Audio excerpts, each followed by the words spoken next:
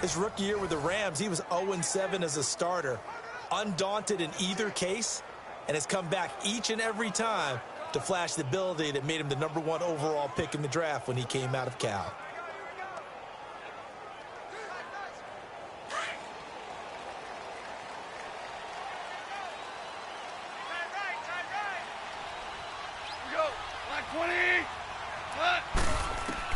Goff on first down. They got a man over the middle. It's Woods. And they'll bring him down at the 27-yard line. And it appears we've got a member of the Rams shaken up on that last play. Well, he gets attended to. We'll step aside.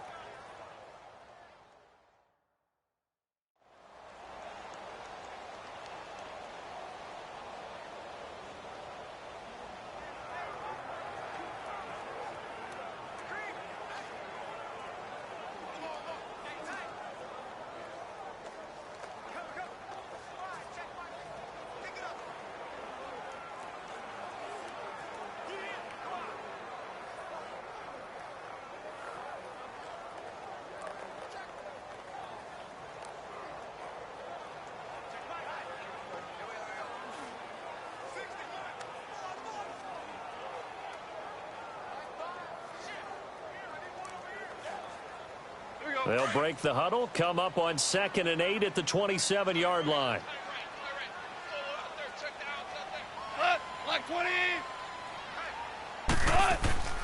Here's the first carry now for Todd Gurley. And not a whole lot doing there as he'll get it up to about the 28-yard line. Only a yard on the pickup, and now they've got a 3rd down and 8. And the Buffet boys, the O-line, hopefully they're ready today. Listen, you got to feed them first. But if you do, you usually get a great product out on the field. And when they play well, the quarterback can't wait to feed them afterwards. An early tough test on the opening drive. This is 3rd and 8.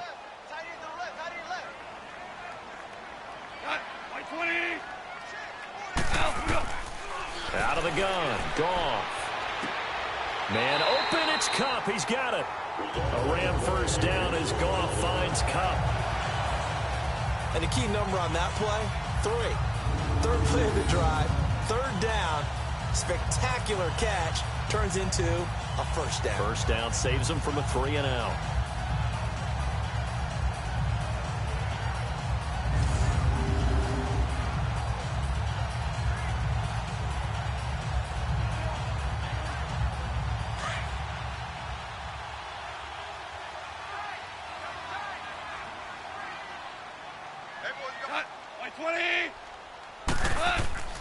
On first down, it's Gurley. And he'll be taken down, but not before he works it past the 50. They get 10 more there, and I believe that'll be enough for another first down. It will. And there we see an early burst that makes him one of the leading rushers in the league. Well, I want you to know, I listened to you yesterday when we were watching film. You said write down the word vision for him. It was on display there, wasn't it? It certainly was, because he allows the blocks to set up in front of him. And if that continues, it'll be a long afternoon for those guys trying to play some defense. So from Charger territory now, here's a 1st and 10 at the 49-yard line. Goff. It's hauled in by Brandon Cooks. And he'll be brought down, it looks like right at the 40. A good pickup there, 8 yards on the first down completion. One thing we do know, he's going to get his catches. So as they move forward defensively, got to continue to focus on not giving up the big play when he does catch the ball in the secondary. Facing a 2nd and 2 after that last catch, good for 8 yards.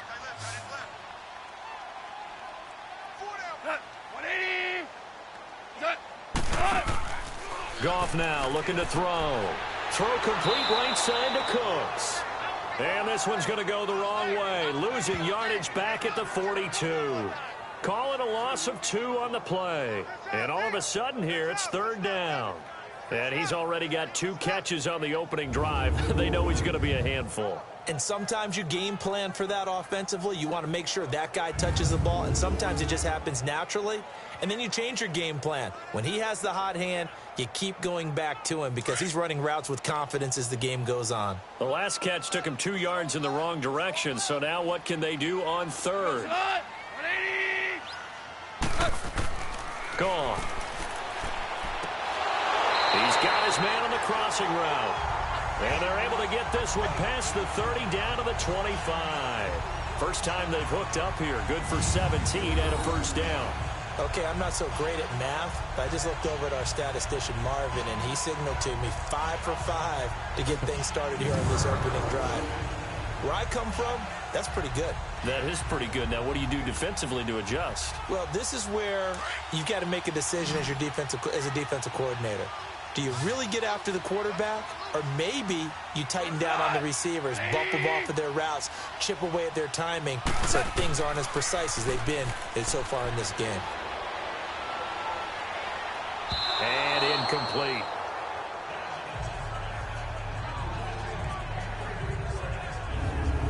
And the big meat on the D-line. We'll see how they do today. And I'd hate to be an offensive lineman having to deal with these guys. They come in hungry, mean, and confident. They think that no one can block them.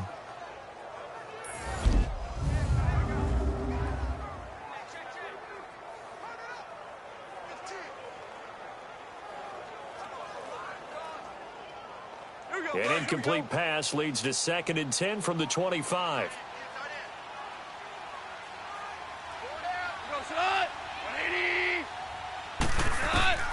To the air again. Goff. Over the middle, that's hauled in by Cup.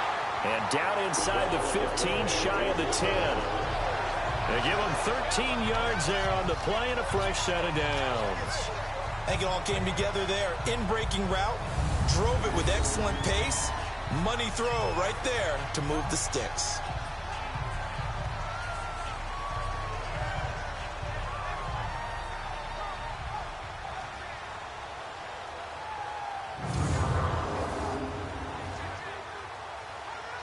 This will be the first red zone opportunity now for the Rams. It's 1st and 10 from the 12.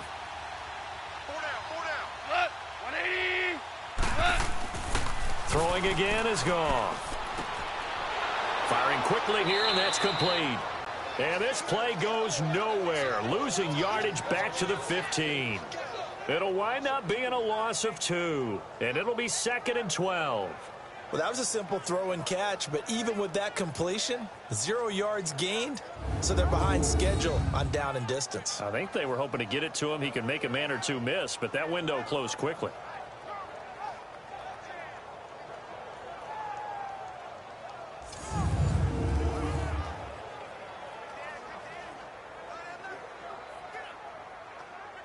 Second and 12 after the first down pass play went backwards for 2 yards.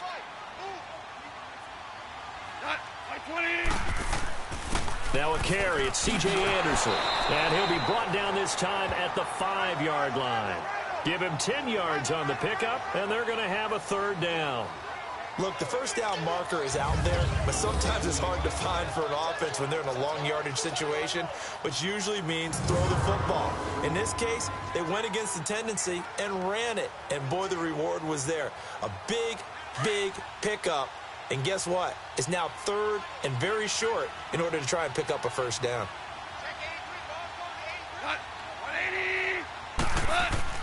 Third and 2, Goff. The quick slant caught.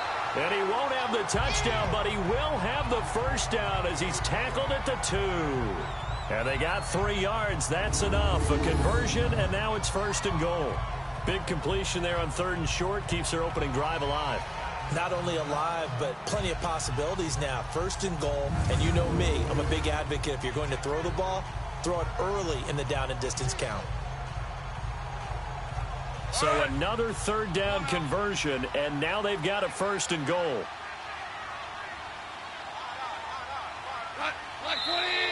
Now some movement before the snap. And we'll hear from our referee for the first time this afternoon. Offense. And that'll be accepted, of course, and that moves him back 5. Still 1st down.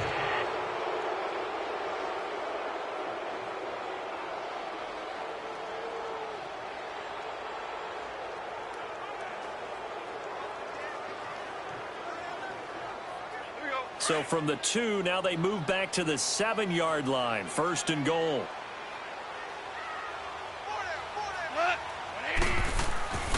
Following the penalty, it's Gurley. And he's going to be met at the line of scrimmage and taken down. They'll say no gain on the play, and it'll be 2nd and goal. And, Brandon, every running back wants to use their speed in order to get out in front of things. Sometimes you just have to be patient, let blocks develop. On that play, that didn't happen. They'll try again here from the 7 on 2nd and goal.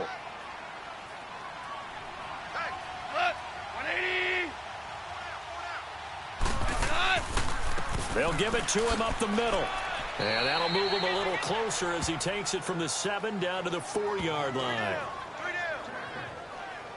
Driven it down the field nicely here on the opening drive, but now it's put up or shut up. No doubt about it, because to make that type of a drive and ultimately kick a field goal would feel very disappointing. But I'm just wondering, is the head coach thinking, is this 4-down territory? Might he go for it? Now whistles and a flag down. I think one of the Rams linemen might have moved. False start, offense. So that'll back him up 5. Still 3rd down.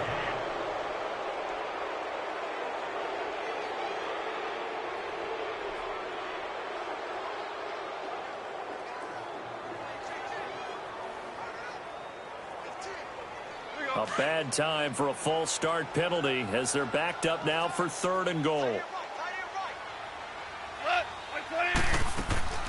A shotgun snap for Goff. And probably the wise decision there. No one open. He just throws it away. And that keeps the field goal on the table as it's 4th down.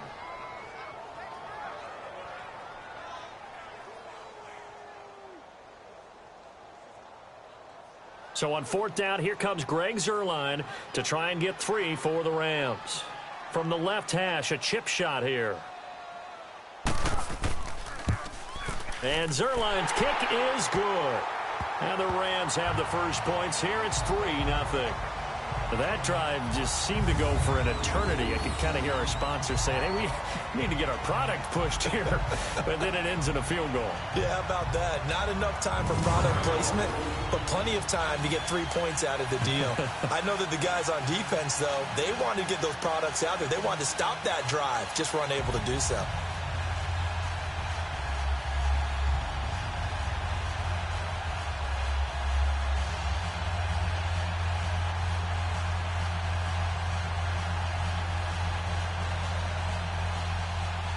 After the made field goal, Zuerlein back out there now to send this one away. That'll be taken in the end zone. And he won't return this one. He'll go down to a knee, and they'll start at the 25. So here's the Charger offense making their way out. They'll be led out by their veteran quarterback out of North Carolina State. It's Phillip Rivers. One way you become the all-time leading passer for your team is pure talent, and Phillip Rivers has plenty of that. But it's also dedication to your craft and the willingness to get better all the time. Phillip Rivers has a van set up with a driver so that when he goes to and from practice, he's able to watch tape and find ways to improve his mechanics each and every day.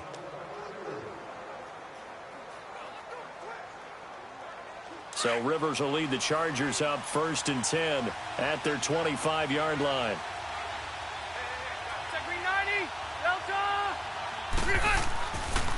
They'll run. This is Melvin Gordon. And this defense feeling the encouragement. They stop him at the line of scrimmage on the first play of the afternoon.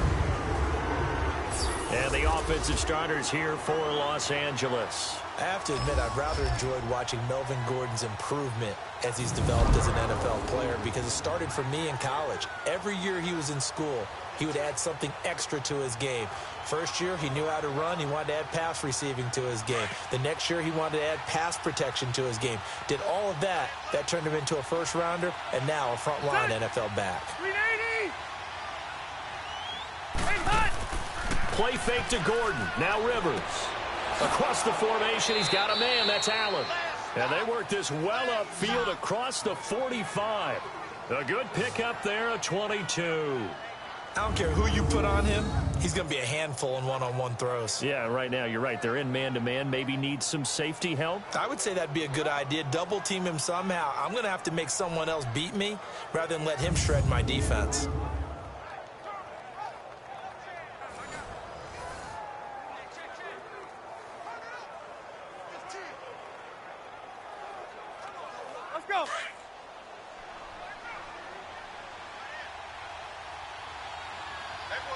Hey, ready.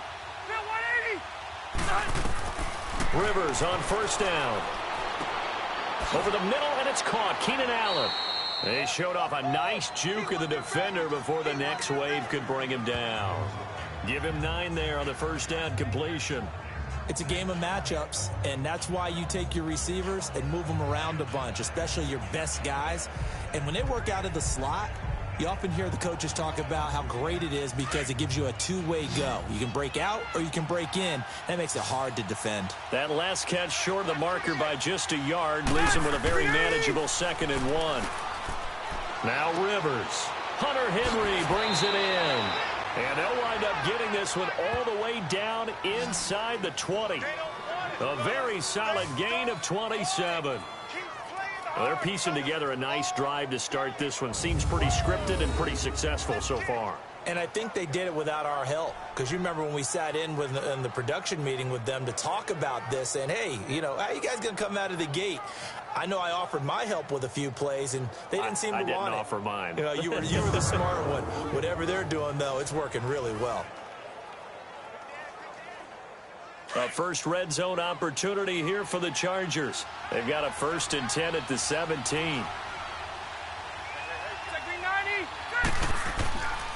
Now Rivers going to give it off to Gordon. And he's going to fight his way forward here for a modest gain. The tackle there by Mark Barron. Partner, your thoughts on this D-line? I love a unit that can control the run and get after the passer. This is an all-around terrific defensive front. Hard to move the ball against them on the ground, and then when you want to throw it, look out. Here they come after the quarterback.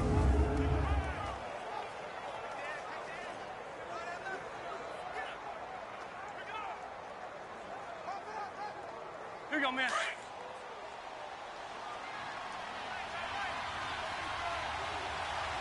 Good. Delta. Hey, hot. On 2nd down, they'll run with Gordon. And strong running there as he's inside the 10 and down to the 8-yard line. After a gain of 5, they'll wind up being about a length of the football short here on 3rd down. A quick burst there, and he nicely bit off a pretty decent gain.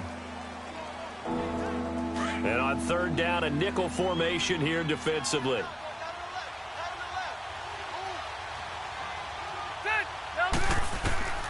From the shotgun, it's Rivers. Under pressure now, and he's going to go down. Sacked back around the 8. Just a yard, but that's all they needed. And by the slimmest of margins, it'll be 1st and goal. Well, every now and then you just absolutely outguess yourself. 3rd and inches, and they decide not to run the ball. You end up seeing the end result. The end result was not good. They elect to pass, and it backfires.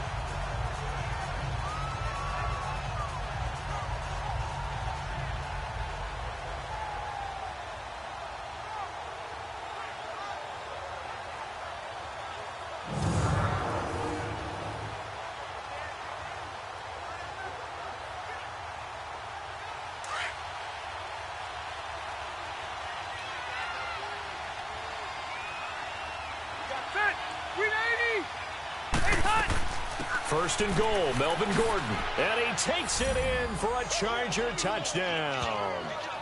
Melvin Gordon taking it in from 7 yards away. And the Chargers have taken a first-quarter lead. I know the play ends up in the end zone with one person carrying the ball, but how about that big mass of humanity that guided him to that spot? Yeah, they got there, but I love the dive. Always a fan of the dive. Now the try here for the extra point. Point after, right down the middle. And that makes it a 7-3 lead. So that one, an 8-play drive. It spans 75 yards. And it's capped off by a touchdown run coming from Melvin Gordon.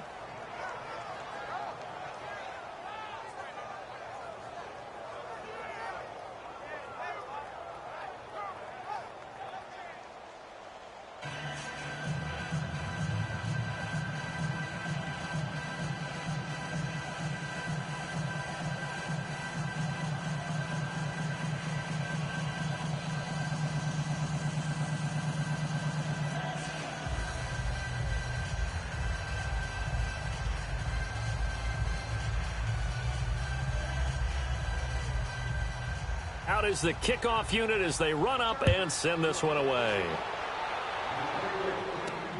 That's fielded in the end zone. And he won't return this one. He'll go down to a knee, and they'll start at the 25. Now the Rams offense, they worked their way back on the field. And they had 3 points last time, but they didn't want 3 points because they were well within range of scoring a touchdown. We'll see if they can do better now. I'm with you on that one. Let's just go ahead and be frank about the whole thing. The only one happy about the 3-point? The kicker. Exactly. He put it through the post. That's going to help him in contract time. But that offense, they're thinking, let's get in the end zone this time. I don't know if that helped him in contract time. You could have kicked that one through. I don't know about that. Toe bash. I don't know about that. Toe bashed. Super toe. Now whistles and a flag down. I think one of the Rams linemen might have moved. False start, offense. And that'll set them back 5. Still first down.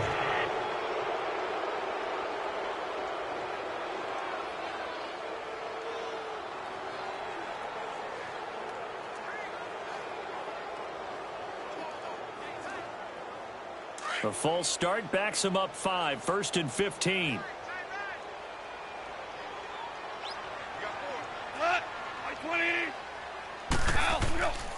Goff turns and gives to Gurley. And they'll blow that one up back at the 16-yard line. That's going to go as a loss of 4, and it'll be 2nd down. I know when I was a kid, I always got real excited when I saw those lateral-type runs. But the best backs that made it happen, they put a foot in the ground and just go. That didn't happen there. That play got swallowed up.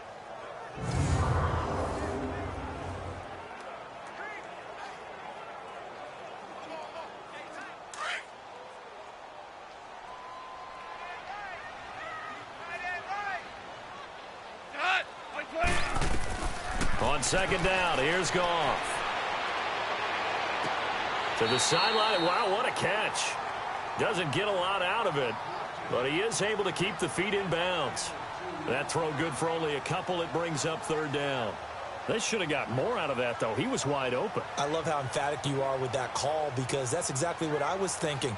Wide open in the flat. Give him a ball that he can use to get upfield with, not just catch and go over the sideline. They cost themselves some yardage there.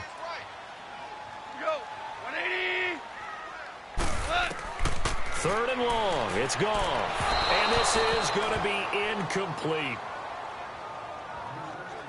Not only was the call spot on, how about the execution of that defense right there? The zone was absolutely locked up tight. He was trying to force it in there on 3rd down. But if there's a time to force it, he felt like he needed to make a play, right? Yeah, exactly right. 3rd down, you got to try and find something. There's nothing available there for him. On is the punter, Hecker, as he gets this one away.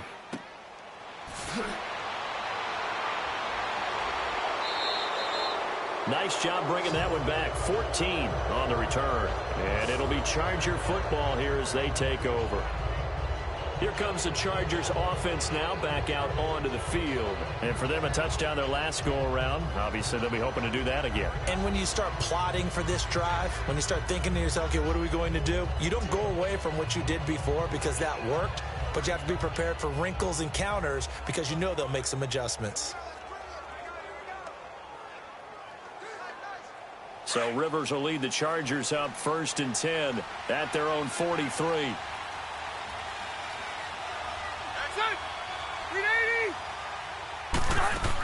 They'll start the drive with a run by Gordon. And now running right through him. Give him 3 on 1st down. It'll set up a 2nd and 7. They did a really nice job there defensively. They strung the play out, didn't give him a cutback lane. On each play, you have guys what I call our BCR players. Guys are responsible for the bootleg, for the cutback, and for the reverse. They played that one perfectly. And rode him right out of bounds. Block 15. 2nd down, Rivers. Caught by Gates, left side. And he'll get it out to midfield. Looks like, yeah, they'll spot it right at midfield at the 50. 4 yards on the completion, and it sets up a 3rd down. And, partner, I think that was a great example that not all tight ends are created equal because everything was right. Got the completion, but he's not one of the more dynamic guys in the league. So even though he caught it, couldn't turn it into much more.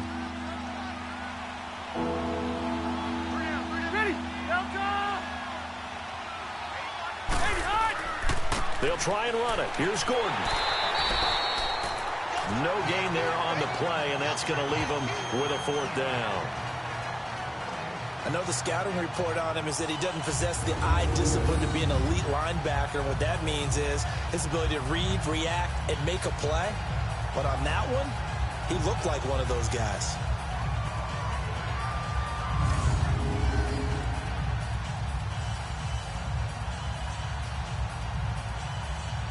So on 4th down, here's the veteran left-footed punter Donnie Jones to kick it away.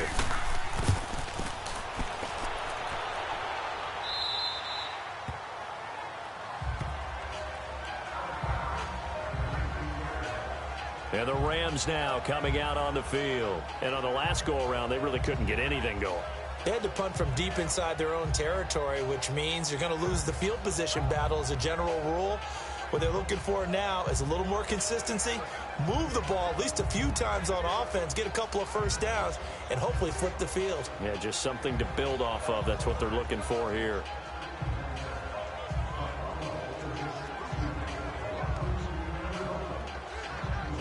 Goff will lead the Rams up here 1st and 10 at their own 19-yard line.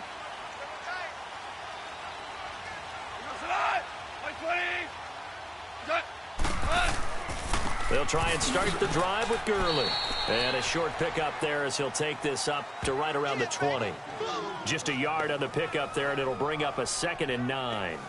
One thing to keep in mind, partner, especially in the second half, when you've got a running back of this size, of these dimensions, I can just tell you, attrition does set in for a defense because you're excited about hitting him in the first half. Maybe not so much in the second half, and some of these shorter gains turn into bigger runs later. Here's Goff now on 2nd down. And they're not able to hook up there. Incomplete. What's the old adage? Be quick, but don't hurry. Well, that went right out the window there. He was hurried, harassed. That ball had to be gotten rid of. Otherwise, he was going to get sacked. The Rams on 3rd down. They've converted 3 out of 5 thus far. This is 3rd and 9. From the gun, here's Goff.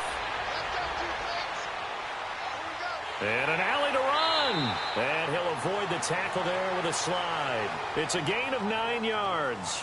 And that's going to bring up a 4th down.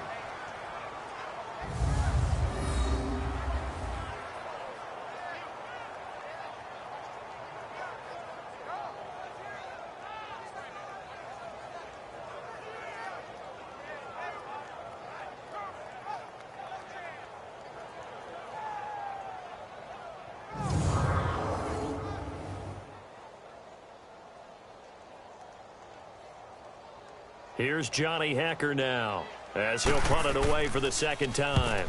He gets this one away, and boy, it's another boomer. Yeah, he was looking for the checkup bounce, didn't get it. That scoots all the way into the end zone now for a touchback. The Chargers offense now, they get set to head back on the field. The crowd may be losing just a little bit of the edge after back-to-back punts. They want some big plays. They want to see some offense. They want to see somebody break away, whether it's through the air or on the ground. Now it'll be interesting to see where the patience is on both sides. Each head coach, can you hang in there and not try and force something that could put your team in some jeopardy? So Rivers will lead the Chargers up 1st and 10 at their own 20-yard line.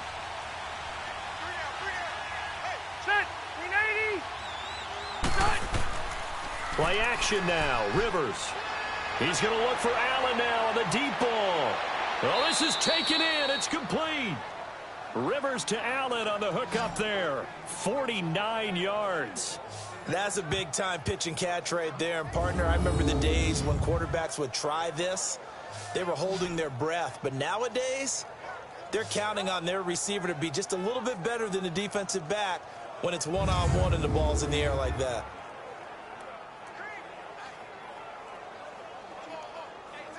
So the big play changes the complexion of things. Here's 1st and 10 just outside the 30. Run 80. Now Gordon on 1st down. And he went nowhere. Well, he went backwards, back to the 33. That's going to go as a loss of 2, and it'll be second down. He did have the touchdown run earlier, but not a heck of a lot more than that throughout this game. No, not at all. In fact, I would say that this defense has done as good of a job on him as they have on any runner in recent memory.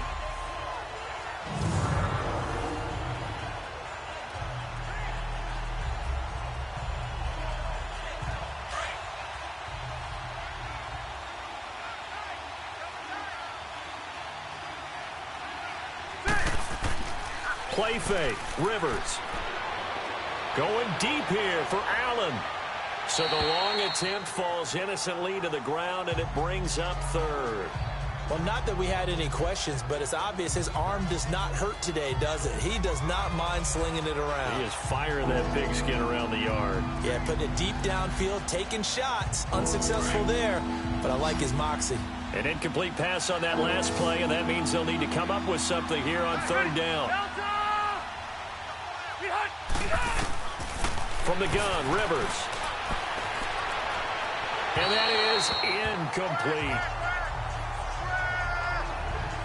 Not too many things get to a quarterback of this magnitude, but I think it's safe to say that pressure can get to any quarterback. Now, he's obviously a great franchise quarterback, but felt the pressure, threw it incomplete.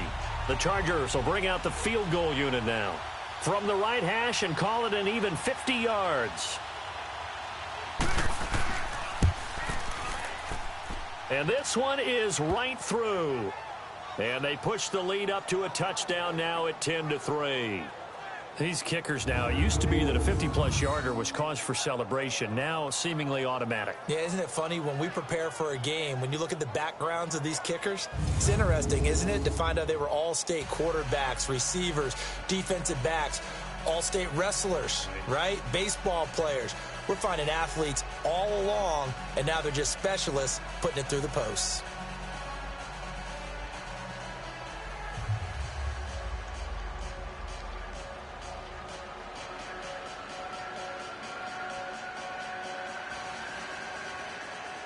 The kickoff team on the field now as they will send this one away. Fielded about a yard deep. And this return net's positive as he gets past the 25 and up to the 27-yard line. Here's a Los Angeles offense as they get set to take possession. And hoping to do better than they did their last possession when they punted the football. Appeal to the vanity of your offensive line. Tell them that they control your fate.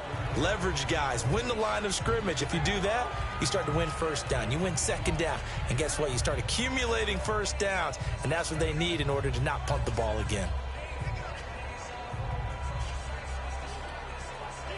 Goff will lead the Rams up here 1st and 10 at their own 27.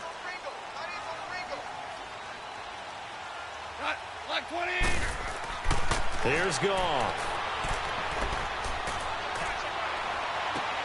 Open man right side is Cup, complete. And he'll be brought down right at the 30 here.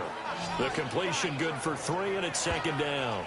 I know many people like to throw to the tight end, maybe in a little flexed out position because he creates mismatches with his size. But slot receivers do the same thing with their quickness, their speed, and their route running savvy.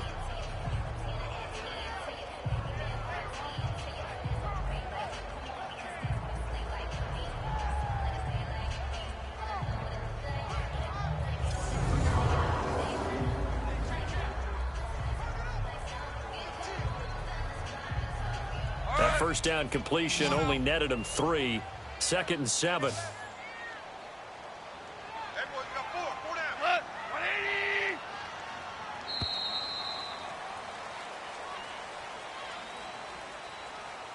And before they can get settled in here, time expires on the first quarter of action. 10-3 the score. We're back to Southern California right after this.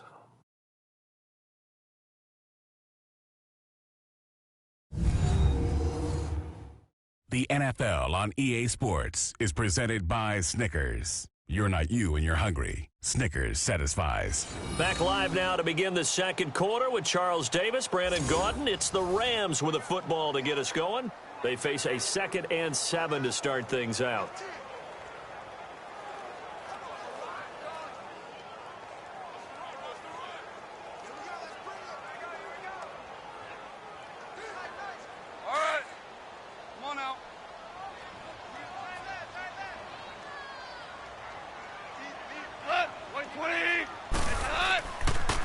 On the draw, Goff gives to Gurley.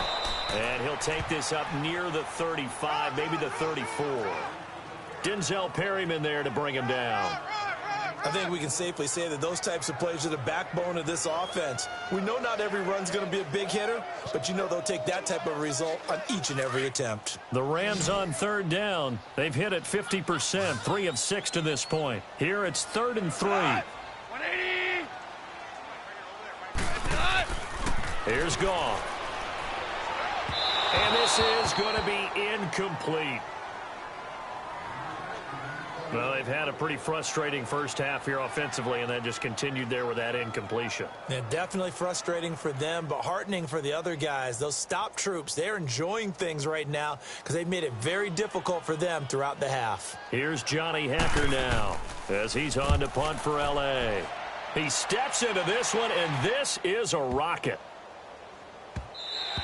And that one hits a little too close to the goal line, and it continues into the end zone for a touchback. Melvin Gordon now, he and the offense, they trot back out there. It's the second quarter. His team has the lead, but I think he's hoping for a little bit more production out of himself. And we often talk about preaching patience to a runner when things are a little bumpy in the early going, but we have to do the same thing with the offensive line. They can't wait to halftime to make the adjustments. They have to do it from series to series. So those surface tablets come into play. Check out what the defense is doing and see if they can find a better way to run it. So they search for that patience here now. So Rivers will lead the Chargers up 1st and 10 at the 20.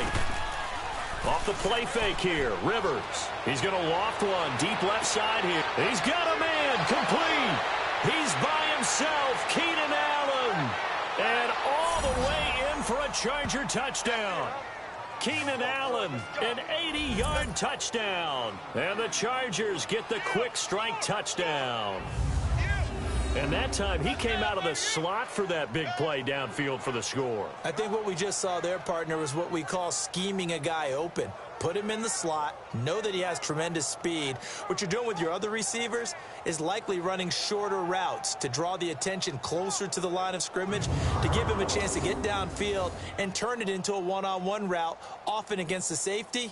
You like your odds when he's running against the safety. His speed usually wins, and it did on that play. Point after here coming up.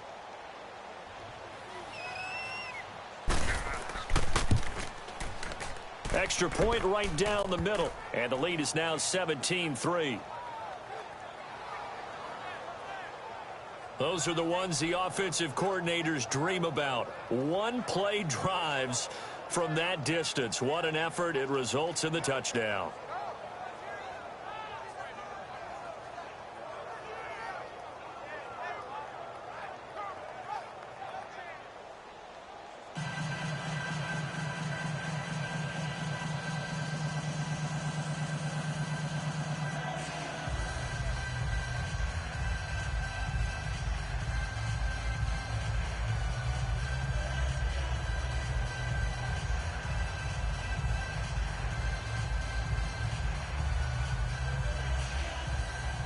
Set now to kick this one away, and off it goes.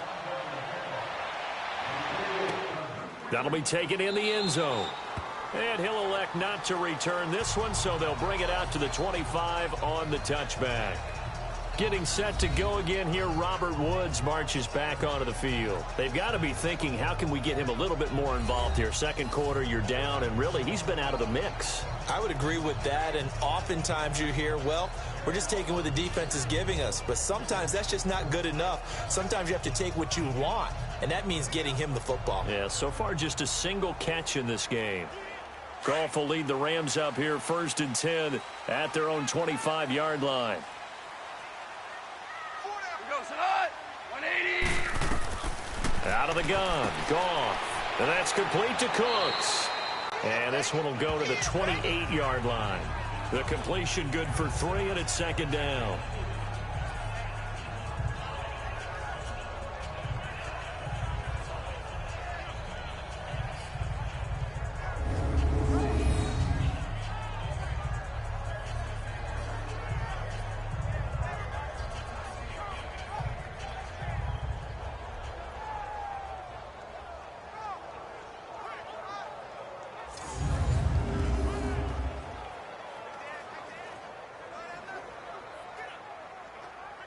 Here's 2nd and 7 now from the 28. Hey, 4 down. Cut. Block 20. To throw on 2nd down is Goff. Wide open receiver complete. And they get him down, but not before he takes it across the 40-yard line. 5th catch of the afternoon, and that gives him a first down. They like going to him in the slot. He catches another one. I think this comes under the heading of until they stop him, why not go back to it? He has something going really well. Great working relationship with the guy throwing the ball, and they keep making the connection.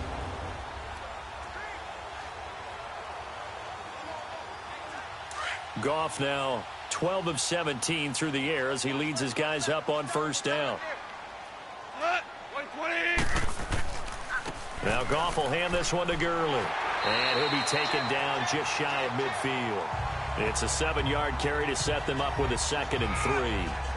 Well, no matter how they phrase it, staying on schedule, staying ahead of the sticks, whatever you want to call it, 7 yards on first down, that fits the bill.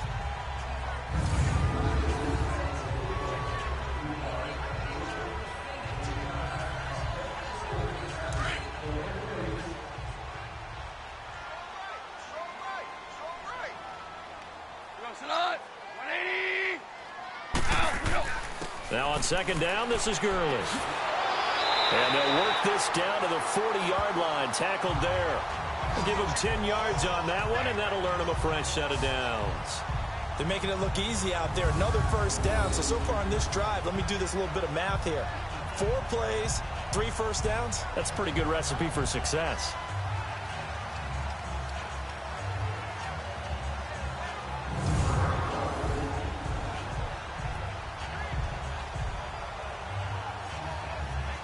So on the heels of the run by Todd Gurley, another 1st and 10.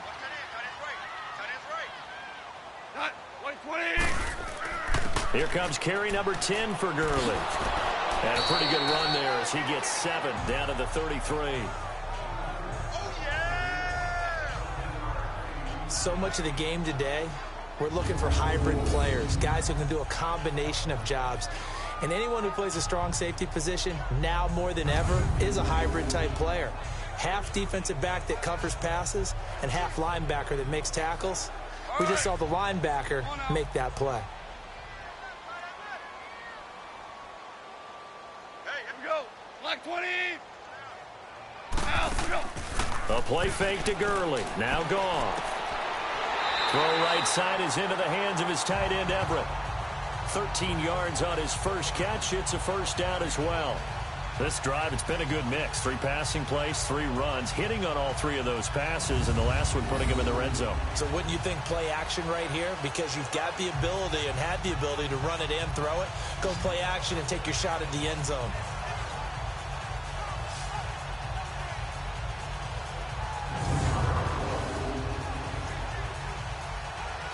This offense finding its legs now. Here's another 1st and 10.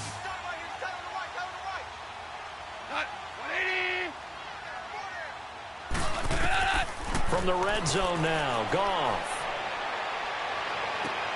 And he'll go out of bounds in the red zone just inside the 20. A gain of 4 on the play, and that'll make this a 2nd down.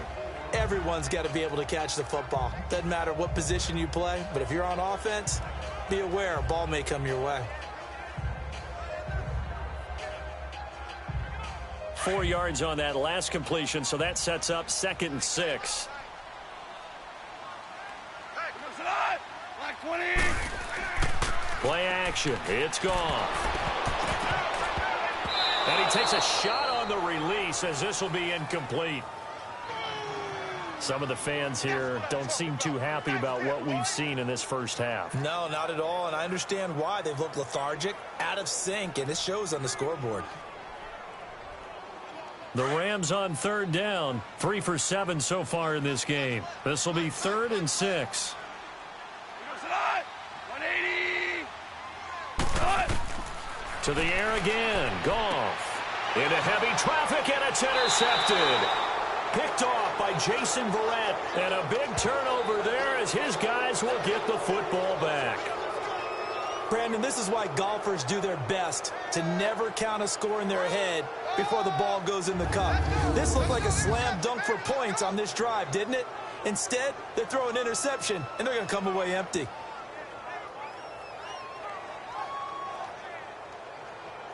And we spotlight Keenan Allen as he gets set to go back to work.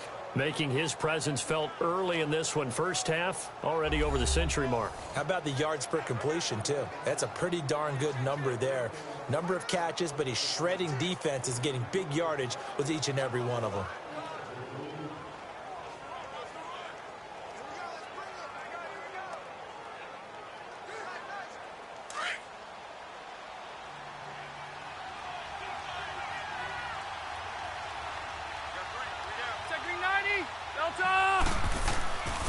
They'll start on the ground. This is Gordon on first down. And that gets him a little room as he'll take this up over the 10-yard line.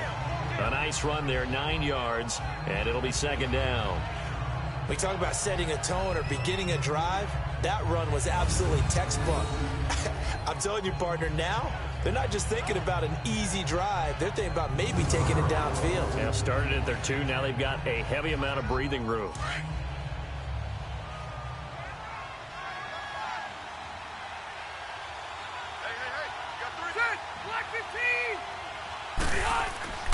Rivers going to turn and give this one to his running back, Gordon. And he's brought down, but not before they get it across the 20-yard line. Give him 12 yards there, and the Chargers have a first down. We don't talk about it very often, but sometimes there's a dip in intensity when you start the second half, which can manifest itself in some sloppy tackling. And how about right there? He ran right through that weak tackle attempt.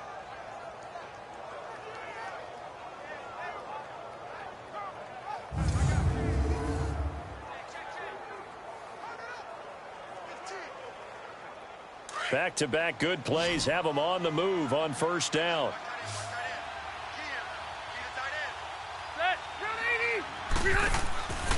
Now a 10th carry for Melvin Gordon. And a nice run past the 30-yard line there. 8 yards on the pickup, and now they'll have some options on second and short. Some runs are blocked so well, you almost forget that someone has to carry the ball to gain the yardage.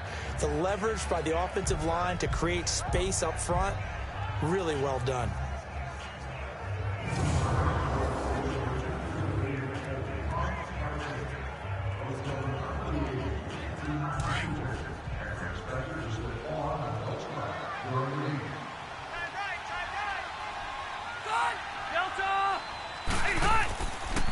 Now a handoff. This is Gordon. And he's able to take this one up to the 35-yard line. It's a gain of 4 there, and it gives him a new set of downs.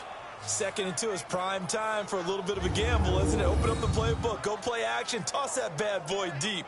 But in this situation, go ahead and give it to your back. Let him pick up a first down. Keep the sticks moving.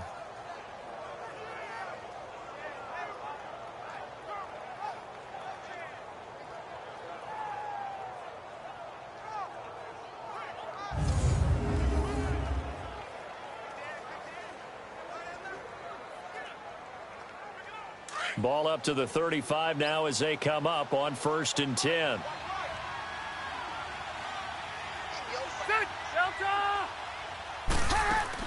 They go play action here on first down. Wide open, it's Allen, complete. And they'll get this well past midfield before being stopped just before the 35. A really good pickup of 28 yards. So in the second quarter, he's already up over 100 yards receiving now.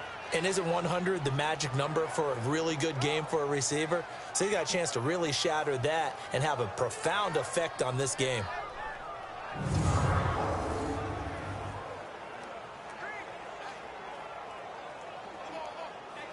Rivers now over 200 yards already in this first half. It's 1st and 10.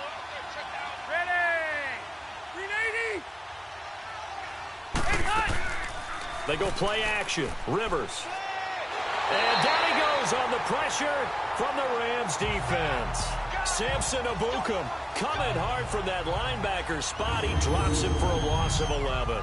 Well, maybe that can give him a little bit of a pick-me-up, a little bit of a jolt. One of the few things that's gone right defensively. Because other than that, it's really been a first half to forget.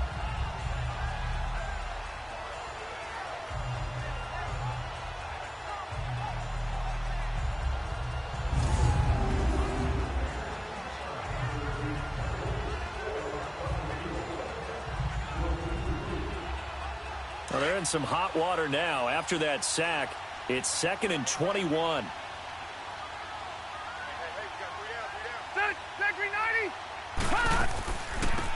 They'll run it now out of the gun. Absolutely nobody fooled there. He's going nowhere fast as he stopped behind the line of scrimmage. He'll wind up losing a yard on the play, and they're going to face an uphill battle here on 3rd and long. Anytime you call an inside running play, you just know there should be a lot of congestion there. You're counting on your offensive line to take control of the line of scrimmage. That didn't happen in this case, and that play got bottled up. Need something from deep in the bag of tricks here after 1st and 2nd down went backwards. It's 3rd and very long. Set. 380. Working out of the gun, Rivers. Allen's got it over the middle. And he'll get it down here to the 43. The completion good for only 6, and that'll bring up 4th. They didn't get the first down, but I have to say I do like the call. I like what they were trying to do. Try and hit your receiver on the run and see if he can pick it up. Keep it on his feet, get a little rack yardage.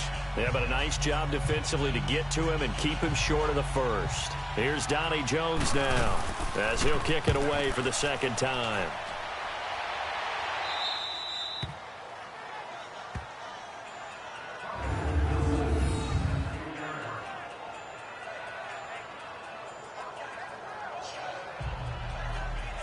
Time for us to spotlight C.J. Anderson. You can count his carries on one finger. They've only given him the rock one time, Charles. What gives? So we can't draw any conclusions just yet. He has to touch the ball multiple times in order to get into a rhythm and have a chance to have success. You know who else gets into a rhythm? The offensive line. They feel better about what they're doing when they know they've had multiple opportunities to get it done. Yeah, well, the conclusion we draw so far, they're losing here in the 2nd quarter. Let's see if they change tunes.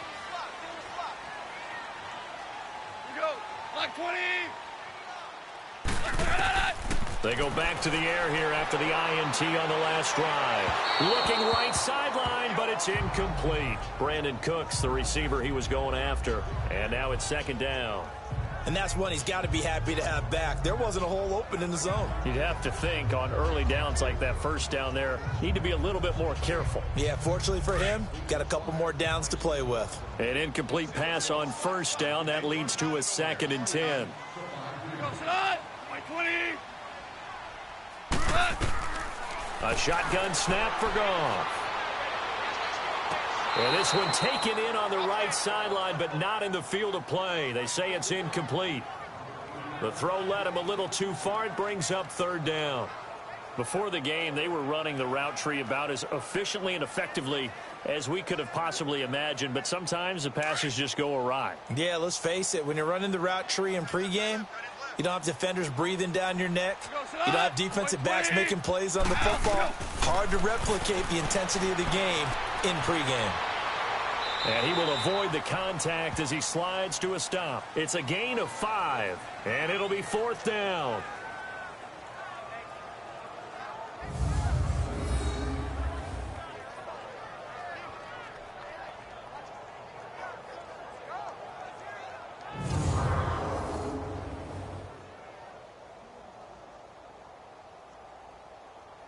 Here's Johnny Hacker now. He's been one of their few bright spots so far.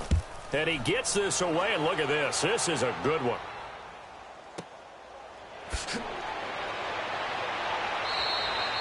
They'll call that a 61-yard punt. He got all of that one. And out will come the offense as they take over. Phillip Rivers, he is the focal point of our players' spotlight now. And they must have seen something leading up to this one that said, hey, we're going to be able to go deep, because they've gone deep with a lot of success. And pick your phrase, pick your code words, your buzzwords, whatever, vertical stretch, deep passes, go routes, right? What's that route you love? What's that route you love? Four verts. Yeah. All of it working because they're able to find ways to get deep, and for him to show off that big arm. We see some of that big arm right here. He has been great.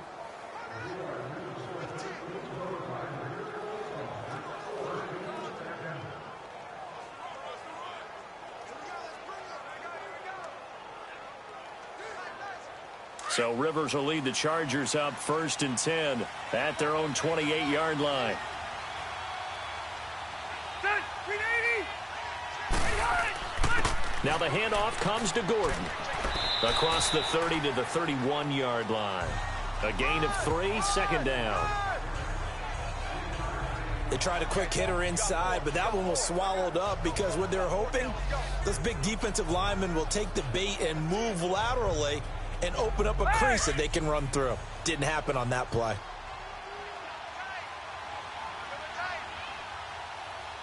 Ready. Set 180. 8 high. Here's Gordon. And he'll be tackled at about the 35. And still about 3 yards shy of a first as the 4-yard pickup brings it to third down. On any running play that's called, they're always hoping that it's going to break big and go the distance.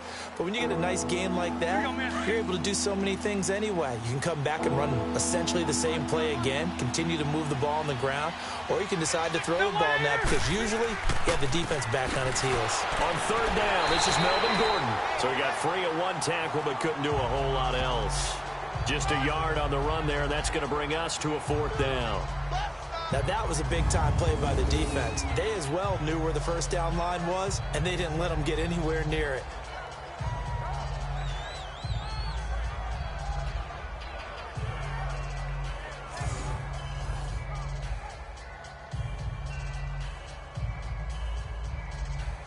Here's Donnie Jones now as he's on to punt for L.A. He's been a busy man here in this first half as he gets it away. This will be fielded at the 17. 12 yards on the return that time. And the Rams will go on offense here with a 1st and 10. Todd Gurley and the offense, they get set and trot back out there now. He's been good. They've utilized him well, but they're losing here in the second quarter. What might they change offensively? I think that what you try and do is expand how you get the ball to him a little bit. Get him out in open space, maybe swing the ball to him. What's that they used to call in the West Coast offense, the long handoff? Yeah. Serve as your running play that way, as well as continue to feed him the football. Some of these runs now may pop bigger later in the game because of the effects of running it. Sometimes people, after a while, they don't want to tackle him anymore, or they get tired, or they get out of position, or he runs through tackles. Continue to feed him the ball. He's having that kind of game. Yeah, might they get him the ball in some space in some different ways here. When we see those runs to the perimeter, when we see those runs to the edge, we think about big breakers, don't we? In this case, it was a modest gain, but it does open up possibilities here on 2nd down.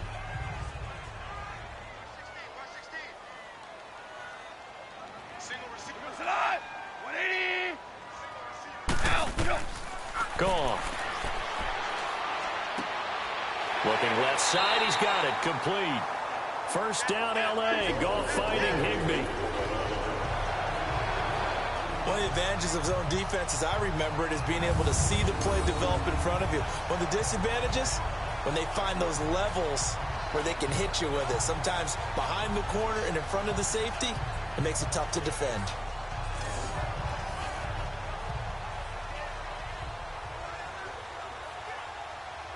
Clock running, under 4 to play now as they come up on 1st and 10.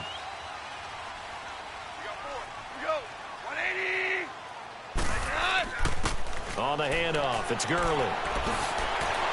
And able to break 1 tackle, but then quickly brought down. But a nice little gain. Give him 9 on the carry that time, and they're set up with a 2nd and 1. You know what really fires up offensive linemen? When the guy that is carrying the ball behind them can create his own space and break a tackle along the way.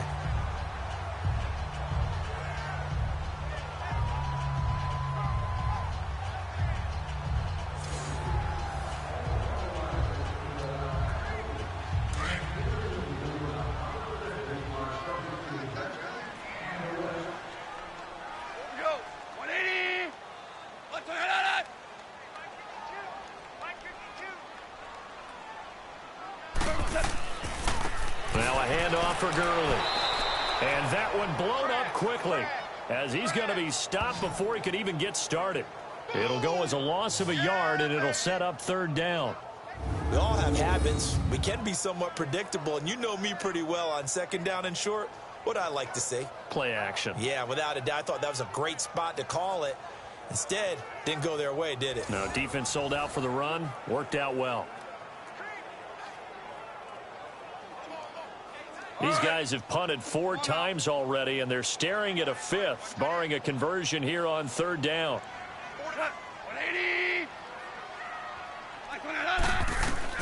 3rd and 2. Goff. Man open. It's Cup. He's got it. And he's going to have a first down as he's brought down at the 44-yard line. He's up over 50 yards receiving now in this first half. It's a first down. Got to say, I was a little surprised to see him, Charles, come out in the shotgun on 3rd and less than a yard. Yeah, but the way the NFL is nowadays, we hardly ever see anyone really run for it on short yardage. So they're going to throw the football more times than not. That was a nice, easy rhythm throw right there, and they pick up the first down. Well, they don't need to run another play here before the 2-minute warning. Let's see if they do it anyway. Now a play fake here on first down. A dump off for Davis. And this one goes nowhere. Losing yardage on the play back at the 46. This will be a 2-yard loss on the play. And that'll make it 2nd and 12.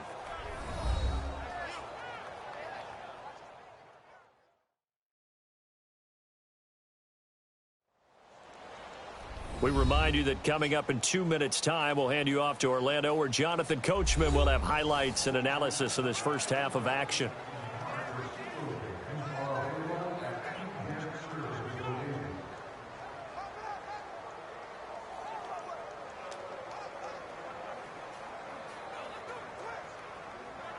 Second and 12 after the first down pass play went backwards for 2 yards.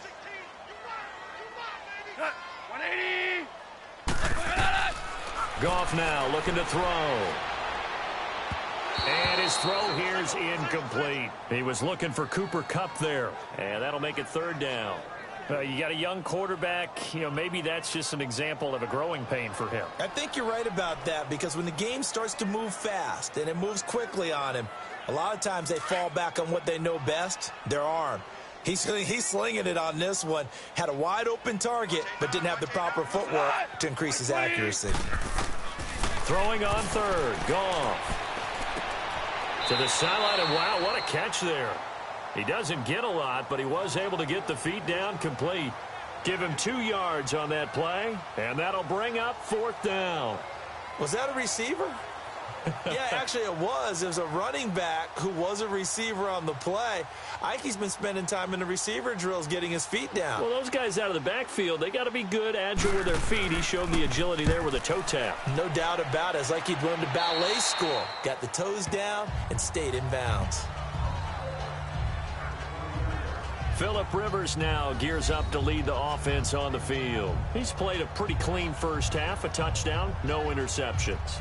Frankly, that's what they expect out of him. They want to see the ball thrown and thrown well, and he's able to do that and put it in the end zone. They'd love to see more of that before this game finishes, but right now, he's got his team in a good spot. A good spot, maybe looking for touchdown pass number 2 here in the second quarter.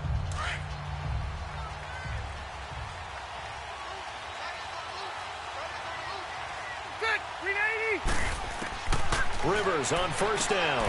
He rifles one that's intercepted. Picked off by Mark Barron.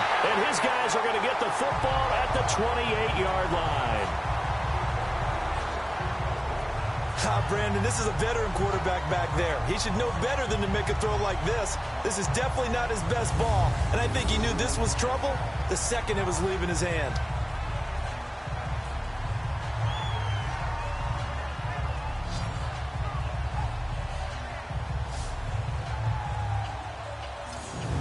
Attention shifts to Todd Gurley, and I'm wondering if maybe they don't go away from him on this drive a little bit. He's been great, but they haven't scored a lot of points.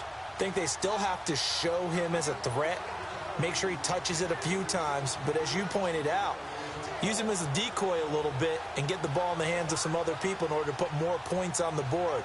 But he's done a really nice job of establishing them with his running. Yeah, he's established himself well. Now can they put more points up?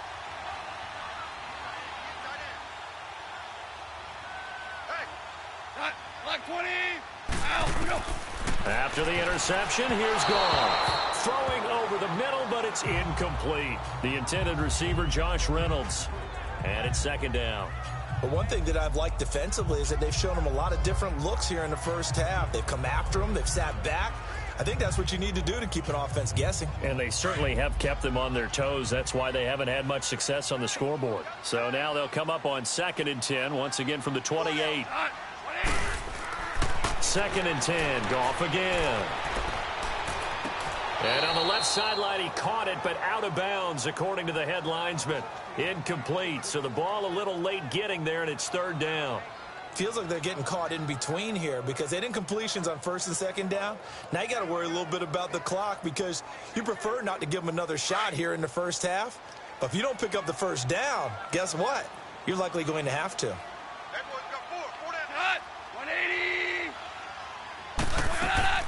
On 3rd down, they'll run it with Gurley.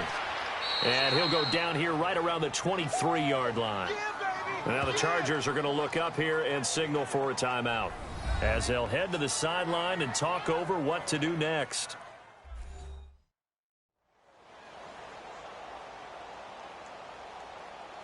And now following that timeout, the defense back out onto the field.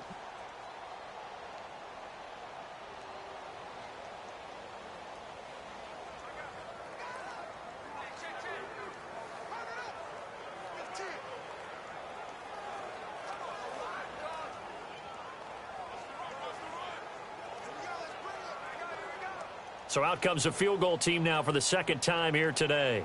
He hit his first, this one from 40 yards out. And Zerline's kick is good. And a 2nd field goal here gets him back within 11 now. It's 17-6. They got the interception, but very little movement after, and that forces him to settle for 3. And it does feel like settling when that happens, doesn't it? It certainly does, but we got to give a lot of credit where it's due, and that's to the defense because they ran onto the field. This is what we call sudden change, right? Interception, you got to go put out the fire, and they did, holding them to a field goal.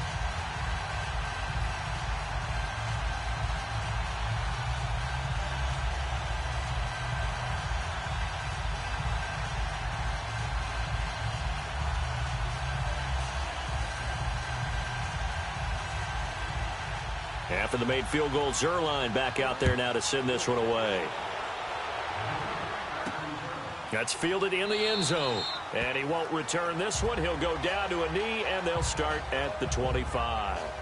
Phillip Rivers now gears up to take the offense back out there. He's got the lead here in the 2nd quarter. He's thrown the touchdown, but also an interception. As a quarterback, does that interception, even though you're playing well, your team's got the lead, does that always stick in the back of your mind a little bit? For the best ones, it just upsets them that they did that because they don't think there should be any blemishes on their record. They think that they're way better than that. So your confidence gets tested a little bit. Being able to go back out there, maybe throw another touchdown, that'll tamp that down in a big way. Yeah, because he's looked pretty good to this point. Trying to shake off the interception from the last drive. He'll look to throw. He was looking for Mike Williams that time, and that'll bring up 2nd down. Let's face it, perfection is something we all chase, whether it's playing this game or whatever we do. Hard to attain, but that's what they were searching for as that pass goes incomplete. Line of scrimmage, again the 25, 2nd and 10.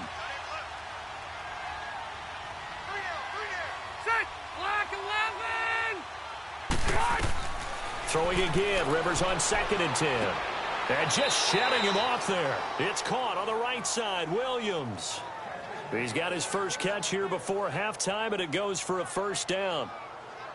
And with that completion, he's now north of 200 yards here in the first half. Boy, a tough start for the secondary defensively. It is, and it's got to put a dent in their confidence. And, you know, you always want to keep that up and feel like you can always bounce back after plays. But with the kind of numbers he's putting up here, it's starting to wear on them a little bit, I think. So they're looking at each other and trying to figure out what defense will work and how can they play better without getting beat deep for big passes. Line of scrimmage, the 37 on 1st and 10.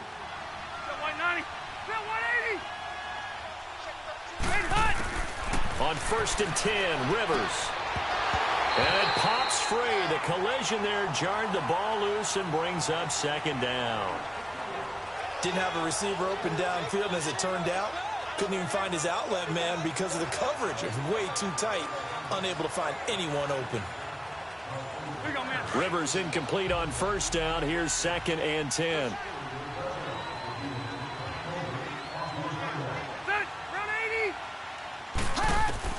Throwing again. Rivers into a double team, and it's intercepted. Picked off by Mark Barron. And this one will be returned to right around the 38-yard line. He was trying to get that one to Allen that time. So that's back-to-back drives where they've thrown an interception. Ordinarily, we look at the offense and say, what's going on with your scheme? Maybe we should look at the defense and just give them a whole lot of credit. They've got them frustrated right now.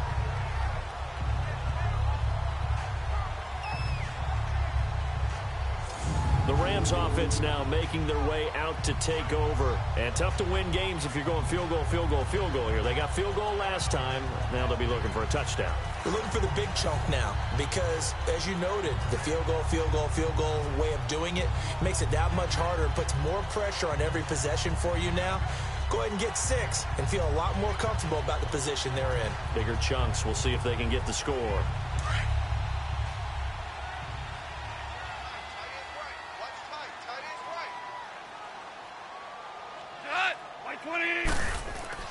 On 1st and 10, Goff. And he was hit as he threw it there, and it forces it incomplete. It's been my observation there's been a nice variety of play calling defensively. You and I often talk about an offense's ability to keep a defense off balance with what they're doing. I think the converse has been true in this game. I think you're right. They seem to have gone off tendency quite a bit, but only the second quarter, a lot of time to change things. Back to the air. Goff on 2nd down. Looking for Cooks, and it's intercepted. Picked off by Jason Verrett. That's sort of a second quarter to forget for him. Now 2 picks in this frame. Almost as if the first one that he threw, he couldn't shake, couldn't get it out of his head. He ends up throwing a second one as a result. Compounds the mistake a little bit. Yeah, you got to be able to forget, compartmentalize, whatever you want to call it, and move on. He hasn't been able to do so here in the second. The Chargers offense gets set. They head back onto the field. And we'll see how this is played. Offensively, they've got the lead. Not a whole lot of time left. What do you think, Charles? Well, it's tempting to try and add to your lead, but a mistake there, that can change things in a big way. I say go ahead, take the knee, get on out for the half.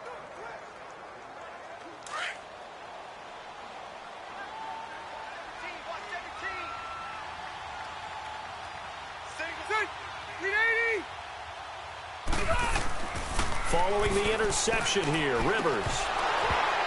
He couldn't quite hold it. Got hit. Ball pops out, incomplete.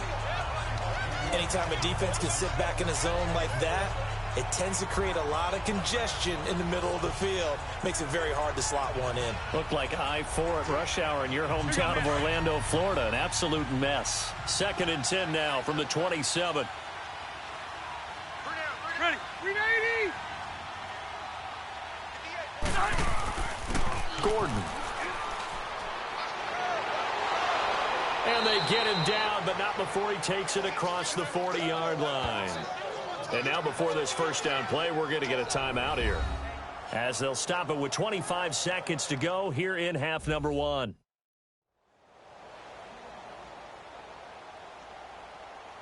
So the offensive unit called the TO, and now we are ready to resume play.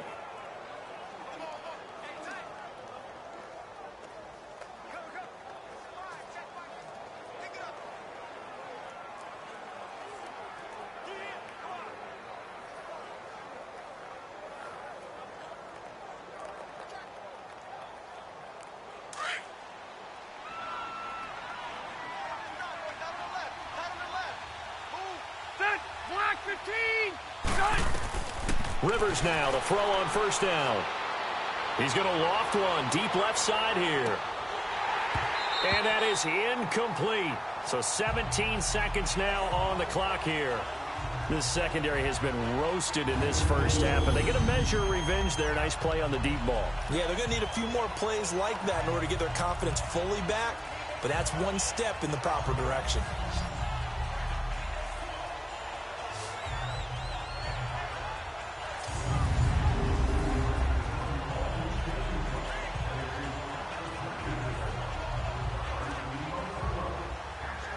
Rivers incomplete on 1st down. Here's 2nd and 10.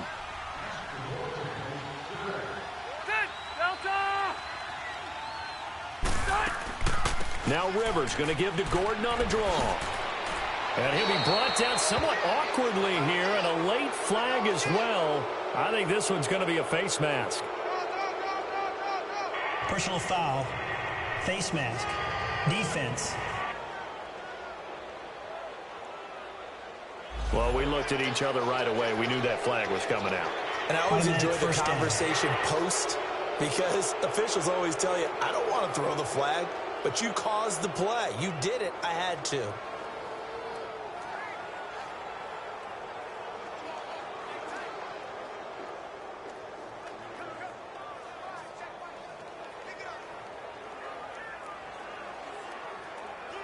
So the face mask, quite a blessing there as they'll start out of harm's way with a 1st and 10. Set. 380. A first down throw here for Rivers. Over the middle, he's got Tyrell Williams. Now a timeout. 7 seconds left in the first half.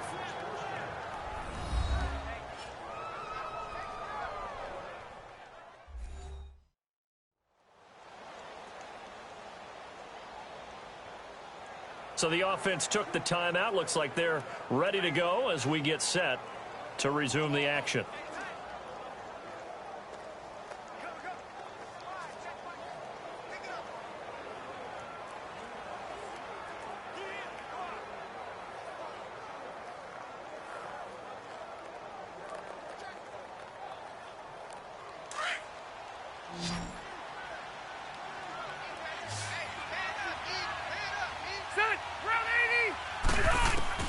From the red zone now, Rivers.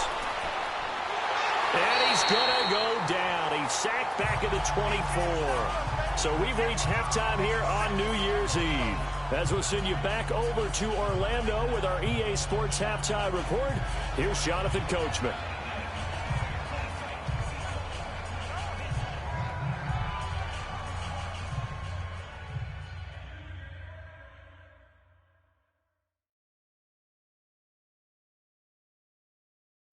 In the game you're watching, it's the veteran Phillip Rivers, who's up to his old tricks. He's thrown for over 200 yards already, and his guys have the lead as well.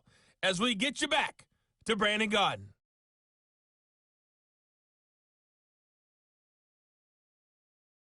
All right, Coach, thank you, and we welcome everyone back for quarter number 3.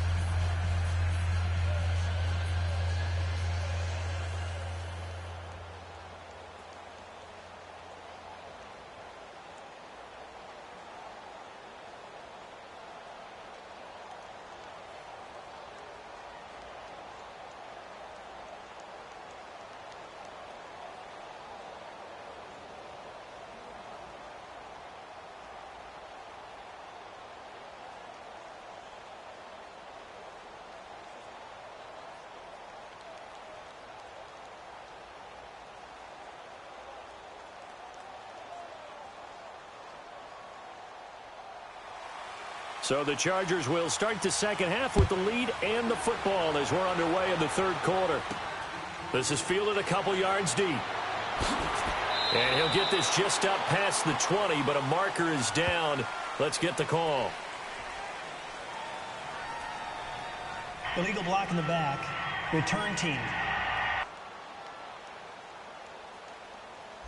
Yeah, this is going to put them back with a not great field position.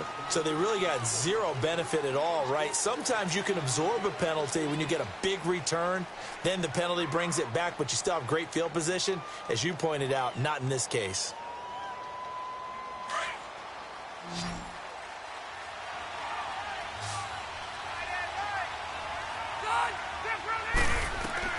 First down, Rivers.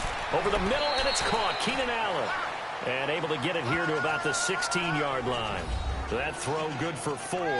It's second down. Well, if you do read man coverage, Brandon, the drag route's a pretty good one to run against it because you're running away from people on it.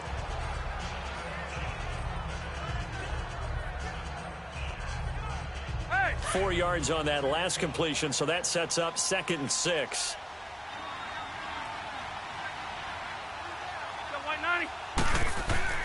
Throwing, Rivers. Caught by Gates, left side. And he almost gets this to the 30, taken down about a yard shy. That one good for 13 and a Charger first. I got a kick out of that one, partner. You and I talk often about trying to hide receivers in certain situations, but a guy of his size can't really hide him. But the tight end drag route, definitely an effective way to sneak him across the formation for an easy completion and a first down.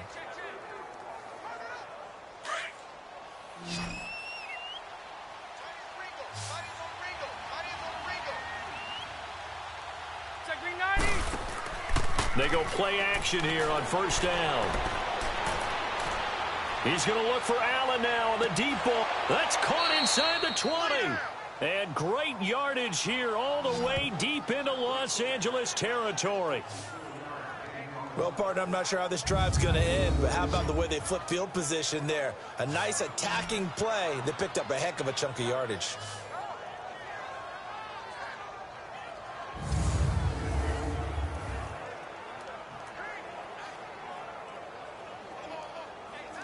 A real field flipper there as all of a sudden they've got a first down in the red zone.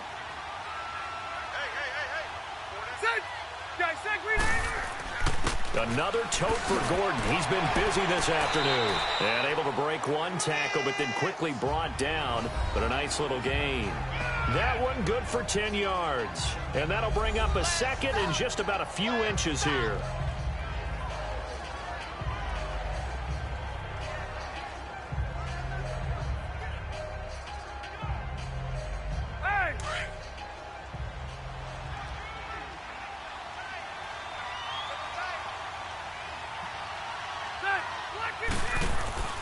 Throwing Rivers. And a big loss here as he's taken down. Michael Brockers in there to get him for what will be a loss of 13 yards. Enough takes a start to have a good drive, quite like a big loss on a sack, does it? Now they're looking at a 3rd and long, and suddenly the momentum shifted to the other side of the football. And old Mo is a very, very fickle man.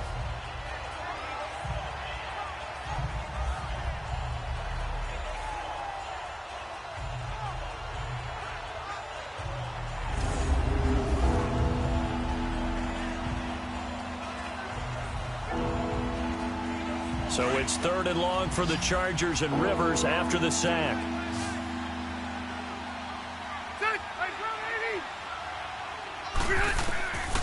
Working out of the gun, Rivers. Letting one go deep for the end zone. The LA defense up the snuff in coverage there. Pushes this to 4th down. I'm going to need some help with this one. How did he miss it? Wide open in the end zone. He's not hurried. He's not hit.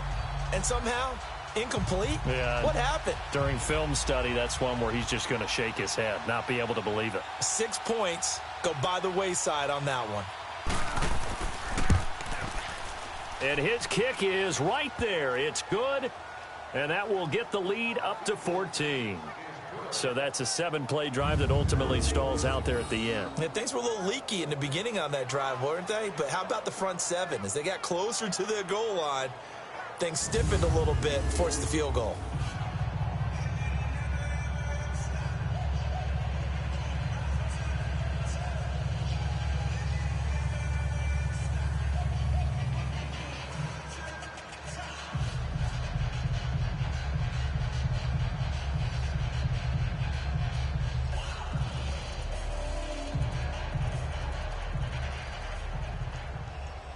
The kickoff unit is out on the field, and they will send this one away.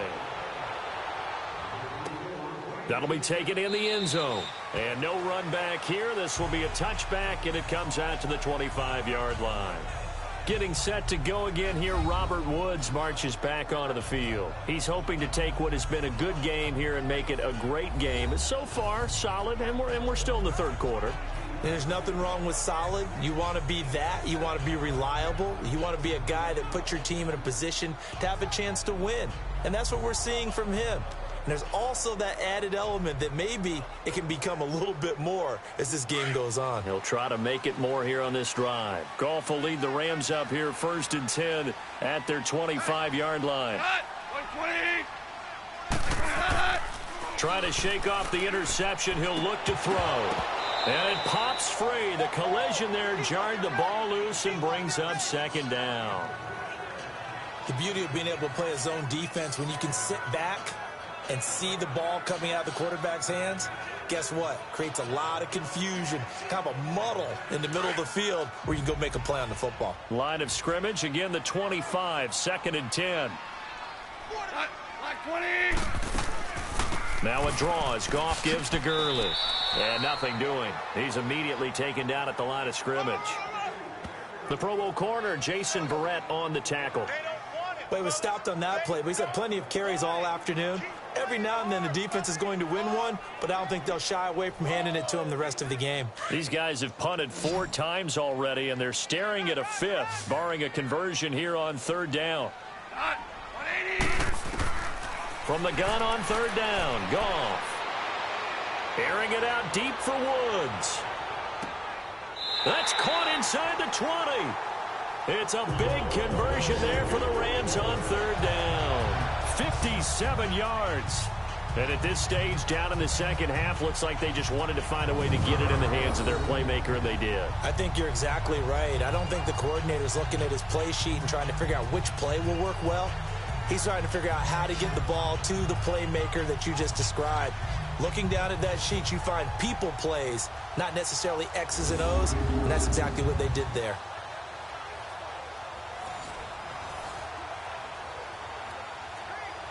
Line of scrimmage moves from their own 25 all the way to the red zone now for 1st and 10.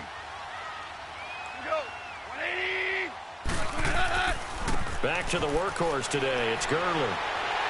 His carry with the extra effort is going to get him stopped up just shy of the 10. 7 yards on the pickup there, and it'll leave him with a 2nd and 3. That play wasn't quite as big as the play that preceded it, but still, got to like the way they're moving the football, partner. Absolutely. Pretty good room to run on that last play. Yeah, they didn't get a 1st down, but still, you'll take runs like that each and every time, won't you?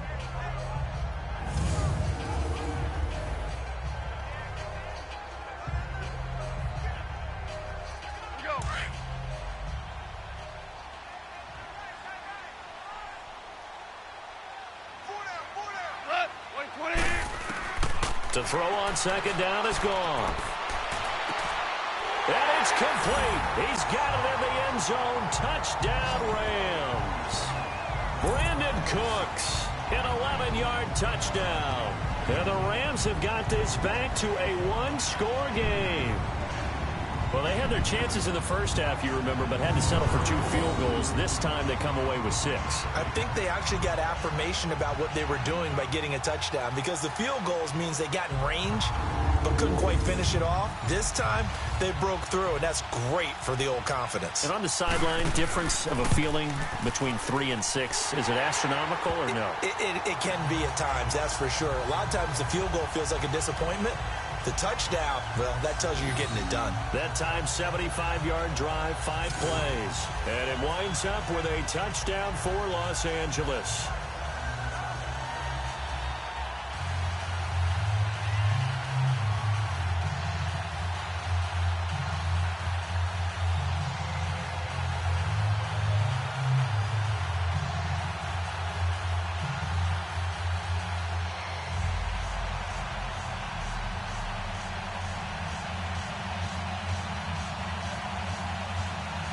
Zerline out now to kick this one away. That'll be taken in the end zone.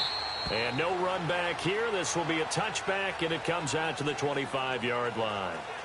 The Charger offense making their way back out there. And they're not going to play this conservative, I don't think. They had the field goal last time, and they're up, but they're looking to put a drive in the end zone. Oh, I agree with you totally. No one goes out on the field and says, all right, let's just settle for 3, except in certain situations, trying to ice a game, that sort of deal. Most of the time, it's end zone, and that's what you're thinking, and I believe that's exactly what they're thinking as they begin this one. Yeah, no quarterback ever goes out there saying, hey, let's get 3, right? Not one that I've ever met. So Rivers will lead the Chargers up 1st and 10 at their own 25-yard line. Play fake to Gordon. Now Rivers. Throw right side, complete to Williams. That's a good way to start the drive. 17 yards and a first down. All that practice time came to fruition on that play. All those timing routes that they work on through training camp, OTAs, mini camp, and just regular season, they got it done on that one. An outcut, ball was delivered, and picked up the completion.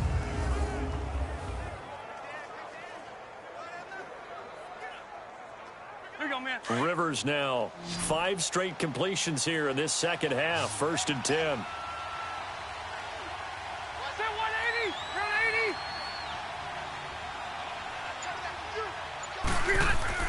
Rivers to throw it. Looking middle, and it's incomplete. He was looking for his tight end, Hunter Henry. That'll bring up 2nd down. Well, they're slinging it, and then there's one you got to put a timer on, huh? I mean, that one came in hot. That came in hot, but overthrown out of his reach and incomplete. Ball on the 42 as they come up 2nd and 10.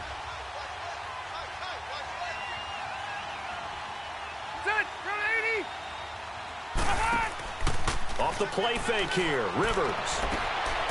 It's Williams on the catch. Now he's going to get this all the way down inside the 35.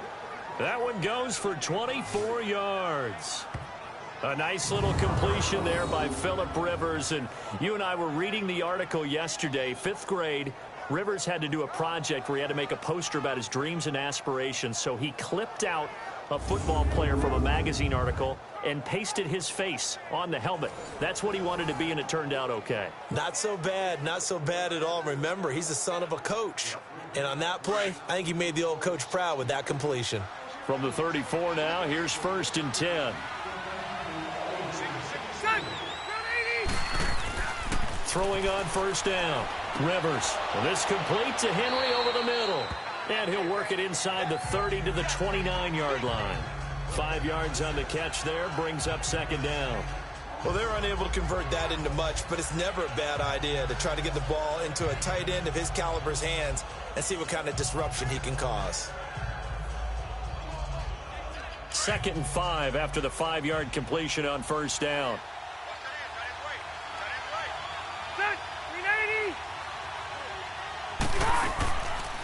They'll run it now out of the gun.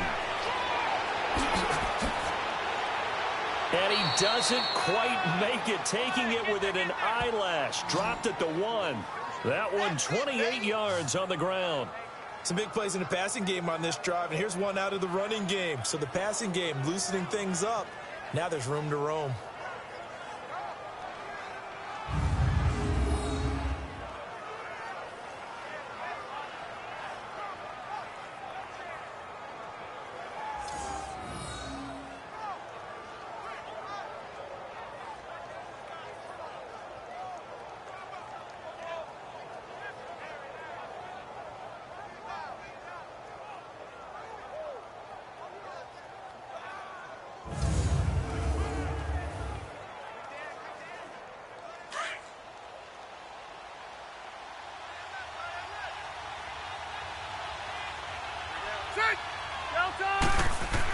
They'll try and punch it in. Gordon, no dice this go-around. He's hit behind the line and taken down.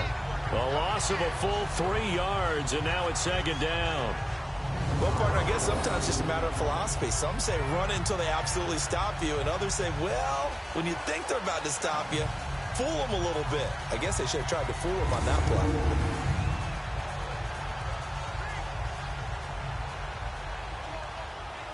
So they're backed up to the 3-yard line, 2nd and goal.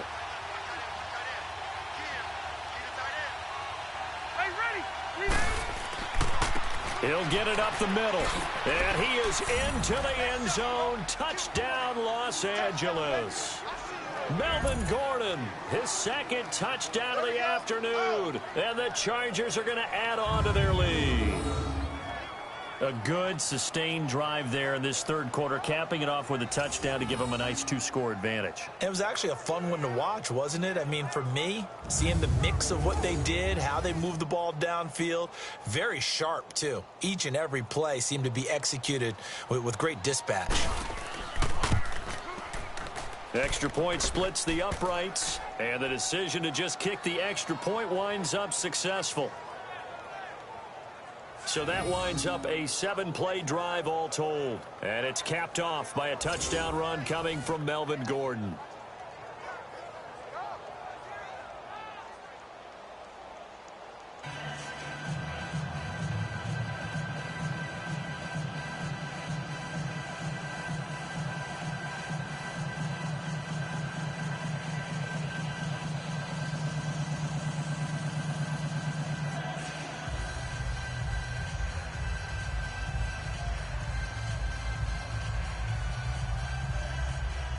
Out is the kickoff unit as they run up and send this one away. Fielded about a yard deep. And the decision to bring it out, a good one, as he's up a yard or two shy of the 30.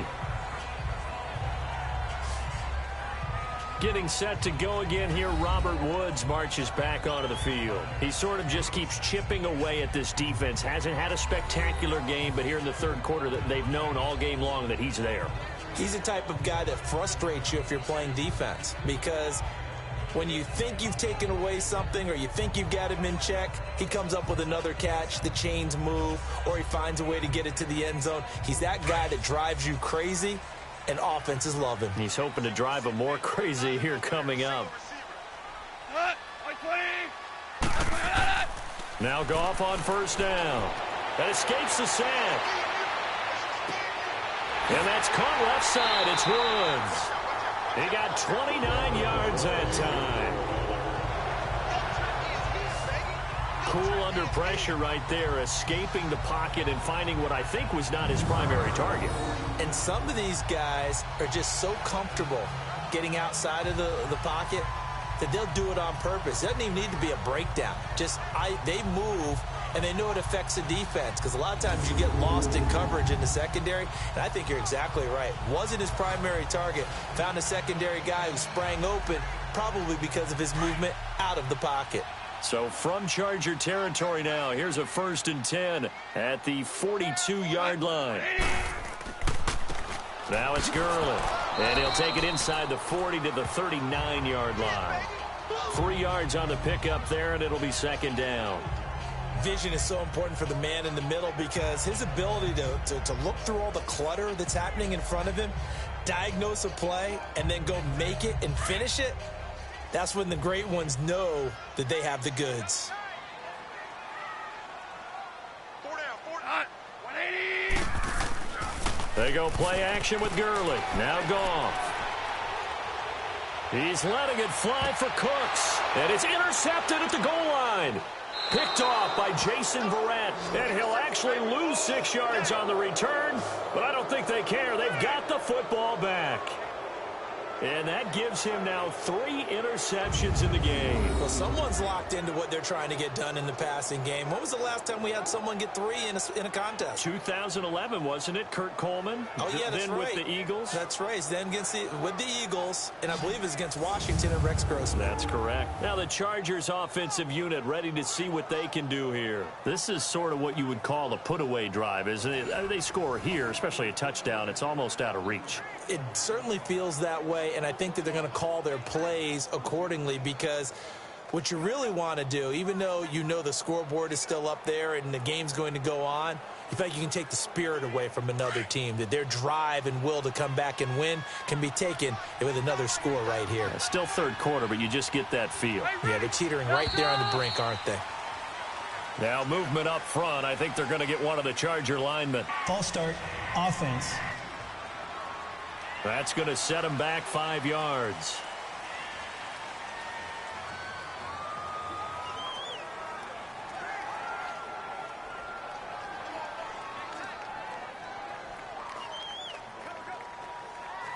A false start backs him up 5, 1st and 15. Set, black 15. from the shotgun. It's Rivers. Henry's got it out on the left side. And they're able to bring him down at the 20. 5 yards on the catch there, brings up second down. It is hard in zone coverage to stop a curl route because when they see it, they just try and find the open spot and sit down. Yeah, we always talk about finding the soft spot in the zone. What's the key to doing that? How do you do it? You have to read what the coverage is. Is it 2 deep? Is it 3 deep? Because then you know where the linebackers are going to drop, what spots on the field they naturally get to, and you find that open space, and then you're in sync with your quarterback. He should be reading the exact same thing, and they put the ball right on you. And maybe a measure of revenge there. He's had his way in this one, but this time they get him behind the line. Oftentimes when a guy has a game like this, he's going to take his offensive line out to dinner afterwards. But after a play like that, he may tell them, instead of getting the steaks, guys, we might have to go for the hot dogs.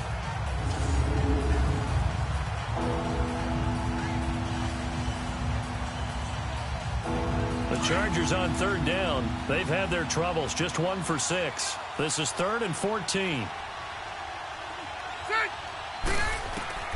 From the gun, Rivers. And that is incomplete.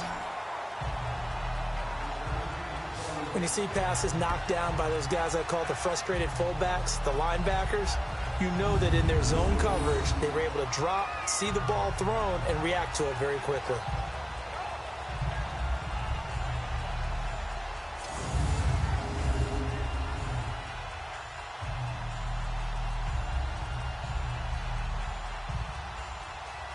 Here's Donnie Jones now, standing just outside his own goal line. First kick, 47. This one looks good as well. Fielded just inside the 30. So a change of possession here on the punt. And the offense will take over with a new set of downs.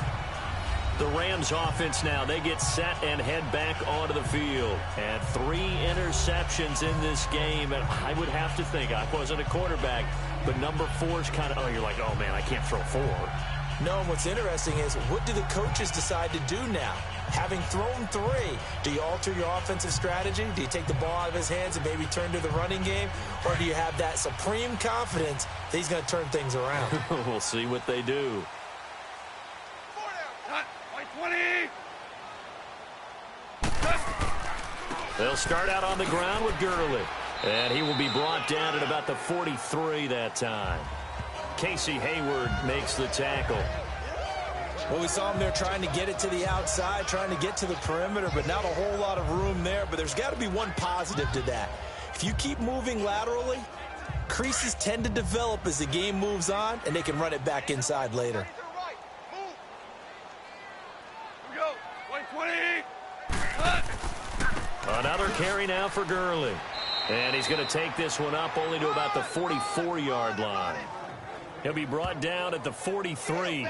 Joey Bosa in on the stop. Sometimes your philosophies get challenged at times you don't want them to. They did try to stick to the running game on the first 2 plays. Didn't amount to much. And now facing a 3rd and long at the outset of this drive. These guys have punted 4 times already, and they're staring at a 5th, barring a conversion here on 3rd down. Throwing on 3rd. Goff. They got him in. It's Woods. Now the ball comes loose, but it looked like a Rams player was able to get his hands on it, yes, so they will hold on to the football indeed. And the defense not able to get it. From a defensive perspective, what's that moment like when you realize the ball is loose? It is a moment where all concentration goes right to the football. This is something you've talked about in all your preparation for the game. And you've probably talked about since training camp.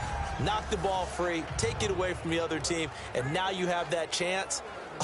There's a little bit of deflation when they end up recovering it. They knocked it free, but couldn't take it away. Goff now 6 for 6 since coming back out of the locker room. It's 1st and 10.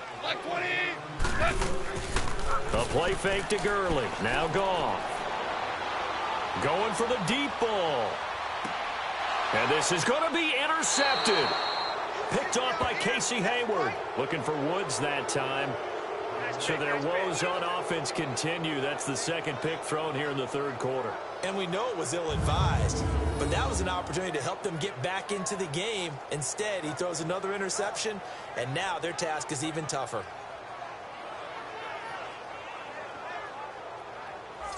The Chargers getting set to go. They've got the lead. Last time had to punt it, though. What's the key to this drive?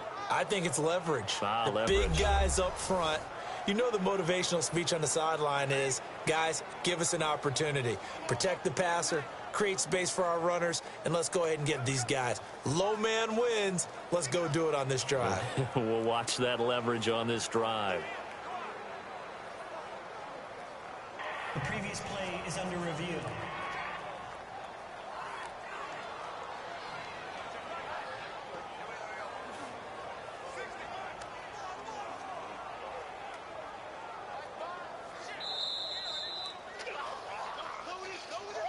After review of the play, the ruling on the field stands.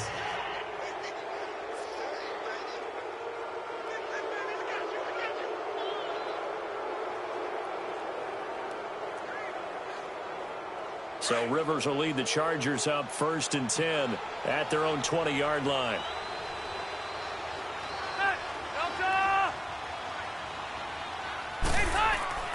To throw is Rivers. Looking left side, and he's got a man. It's Henry. And he'll go down just shy of the 25 at the 24-yard line. That throw good for 4. It's 2nd down. Well, they were unable to make anything really big out of that, but it's not a bad idea to find your tight end and give him an easy completion and keep moving things forward. Almost his bread and butter. It's a good running back dive play. They'll come up 2nd and 6 now from the 24.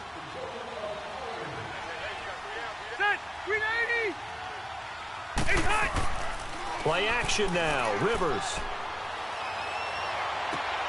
Caught left side. Williams.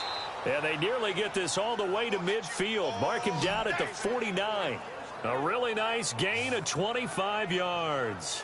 The goal for any offense versus his own defense, find the holes where guys are available and put the ball on the receiver before any defender can step up and fill it. They did it well there. Perfectly executed crossing route.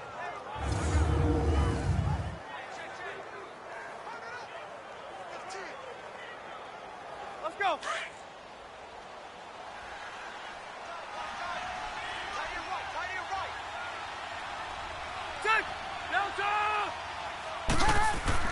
Now a play fake here on 1st down.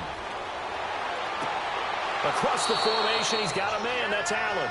And he'll go down, but not before getting this inside the 30. A good pickup there at 22. And on that last play there, he's over 400 yards passing now. You know what that generally means? Success. That, and it means you really didn't miss opportunities. Usually very accurate. The ball's getting to the right place. Guys are making yardage after the catch to help you out that way. I mean, the whole team has picked it up. And don't forget, that means the offensive line has had to pass protect pretty well, too. Yeah, everyone dialed in.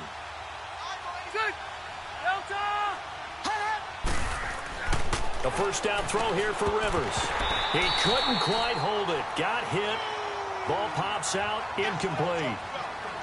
You get a tight end like this, and you know he's used to dishing out punishment, but here, he's one that has to absorb the contact, and as a result, unable to hold on to the football.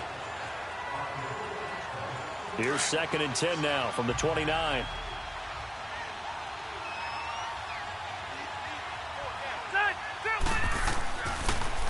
Now Rivers going to give it off to Gordon. And he's going to bring this one down to right about the 20-yard line. 9 yards on the pickup there as they'll be left with 3rd and 1. I thought that was a good call. Passing situation on 2nd down. They hit him with a draw instead and pick up nice yardage. Yeah, because the draw, they're thinking pass when they see that initially defensively, right? But you know, in today's NFL, most of the time on 2nd and long, when it's a passing situation, pass rushers are on the field and they're only thinking one thing, get to the quarterback. And oftentimes you can bypass them with a running play.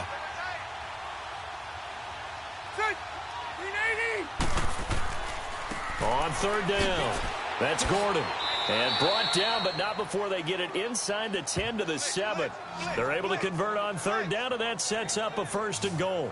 They're trying to show that they can run the ball, protect this lead, give it to the backs, play a little bit of keep away, don't you think? And that's probably a good philosophy at this point, going to make that defense stand up and stop them.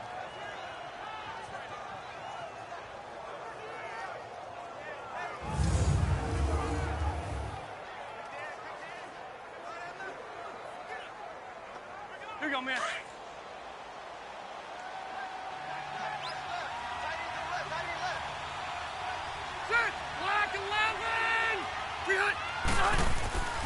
They'll try and run for it on 1st and goal. And he'll be stopped just outside the 5 at the 6.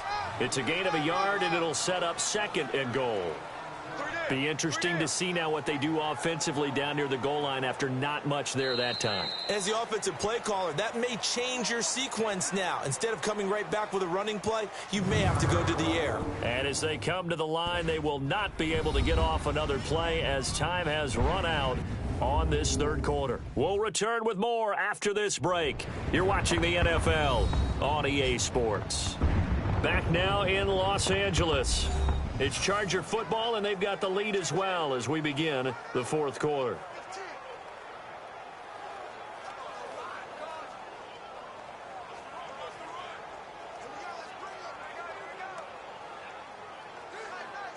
The 6-yard line, the line of scrimmage on 2nd and goal. Ready, guys, set, green 80. They'll try to throw here. Rivers. And intercepted. Maybe the turning point they need. Picked off down at the 2. And a big turnover there as his guys will get the football back. Well, that's 3 picks he's now thrown in this game. And I know this, the holiday season, because here we are in December. Right, it is the season of giving.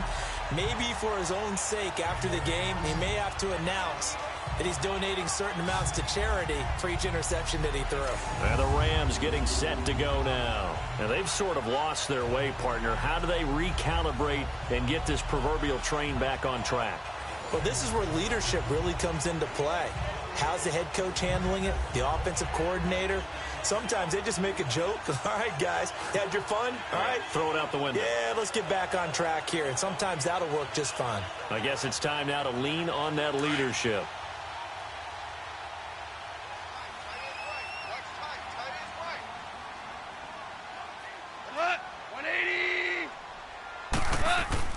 Here comes a 20th carry for Gurley.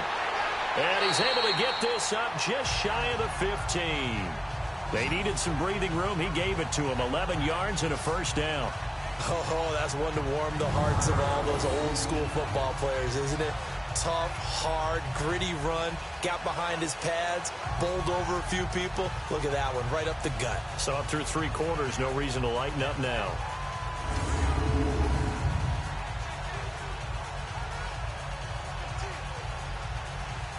So still backed up, but the situation not as dire now. 1st and 10 at the 14.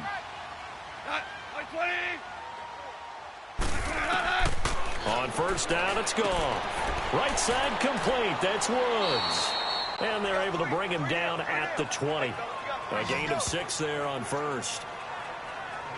4th quarter, every drive's so critical, and you figure may only get one more shot after this, so a touchdown's imperative on this drive. It is, but you also have to think to yourself in play calling, don't hold anything back. Don't save it for the 2nd touchdown. You got the 1st one for the 2nd one to even matter. 6 yards was the pickup on the last completion, so here's 2nd and 4. From the gun, here's Goff. To the sideline, and wow, what a catch. Doesn't get a lot out of it. But he is able to keep the feet in bounds. Only 3 yards on the catch. It's 3rd down. You got the big lead defensively. Willing to give him that underneath stuff, right? And this is why you work on your tackling. Tackle them after the catch, inbounds, keep the clock running. Just go ahead and bleed the game out that way.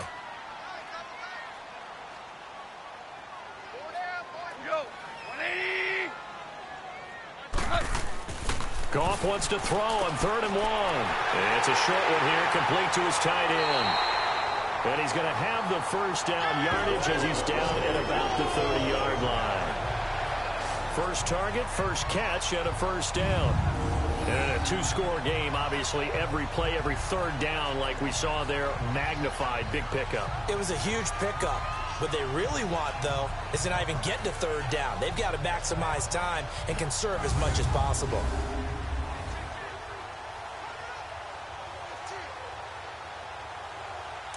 So 1st and 10 now from the 30.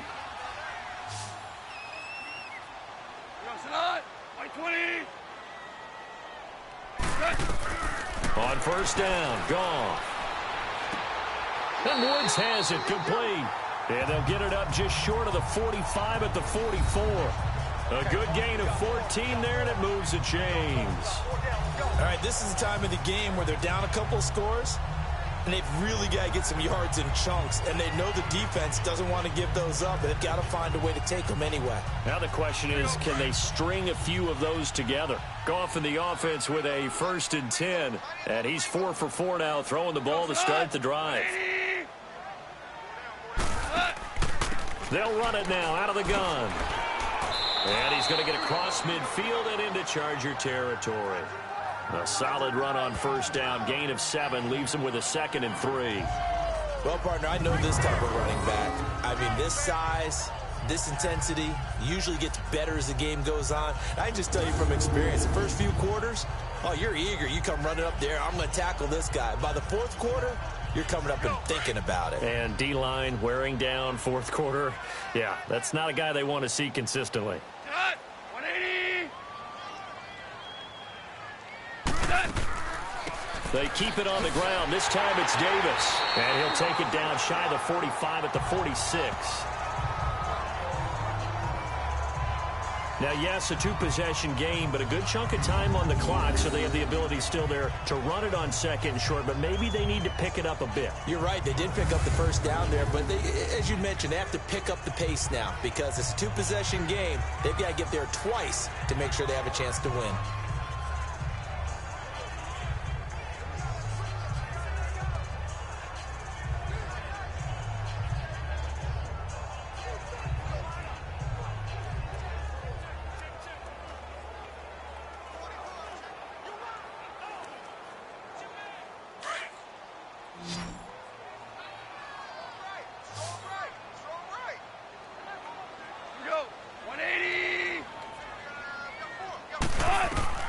On 1st and 10, Goff. He gets it to Gurley, complete. And he'll get this one down near the 20-yard line, just shy of the 20. That one goes for 24 yards. You know I'm going to lean towards the defender, right? You know I'm going to do that. I know. That's a tough situation for him as I see it. But the truth of the matter is, that ball was not streaking towards him. Had a little arc on it. He's got to find a way to get his head around and make a play on the football.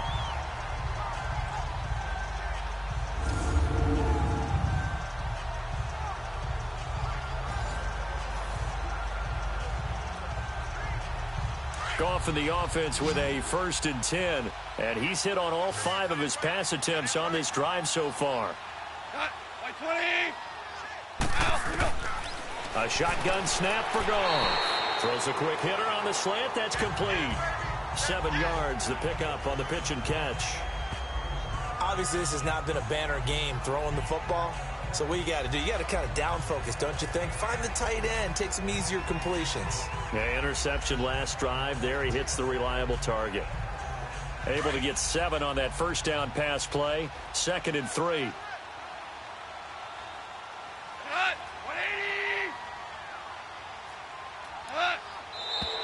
Now whistles and a flag down. I think one of the Rams linemen might have moved. False start, offense. So this will be accepted as it moves the offense backwards.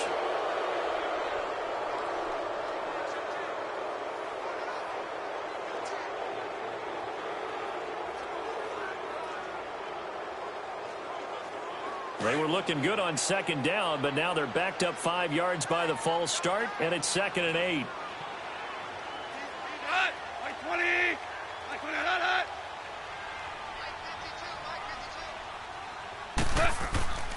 Following the penalty, it's Gurley. He'll pick up only a yard there, and it'll leave him with a 3rd and 7. Not too many offenses want to turn down long drives, but when you're down what they are, they've got to pay it off with some points. An extra defensive back on the field for the Chargers now on 3rd down.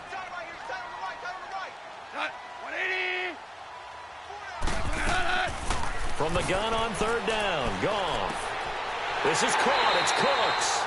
And he gets the 1st down yardage before he's brought down just outside the 10 at the 11. And they just keep marching right along. 1st down on a pickup of 8 there. Well, they've had a great, impressive drive going here, and that pickup ensures the drive continues.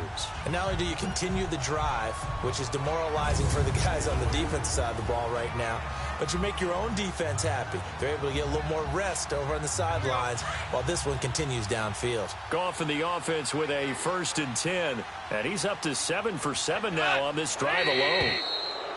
Now whistles and a flag down. I think one of the Rams linemen might have moved. False start, offense. So that one will be accepted.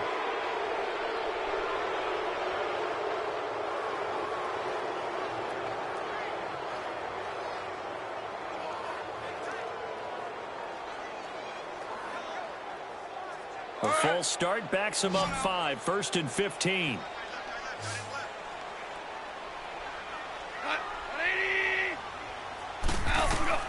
Goff now looks to throw. They'll set up the screen with Davis. And they're going to lose some on this play. Being knocked back to the 18. It'll be a loss of a yard, and it'll make this a 2nd and long. You know what the key to a good screen pass is, don't you? Bet you're going to tell me. Good blocking? Well, good blocking eventually. But first is good acting. You want to let the defenders go past you, leak out to whichever side or even in the middle where you want to set up the screen, and then you do your blocking. How about the read, though, by the defensive guys? They weren't fooled at all and actually ran with the lineman to where the play was and smothered it for a loss of yardage.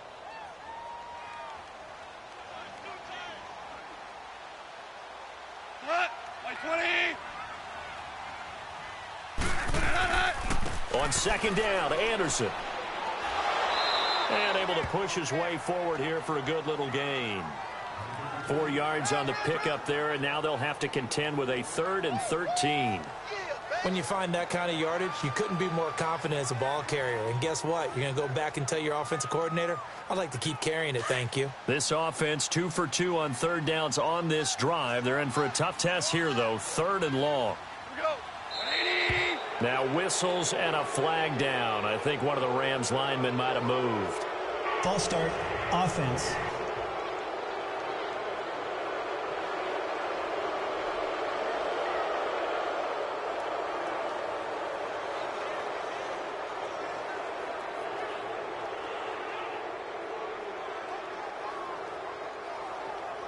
So the false start certainly doesn't help matters as they'll try again now. 3rd and long.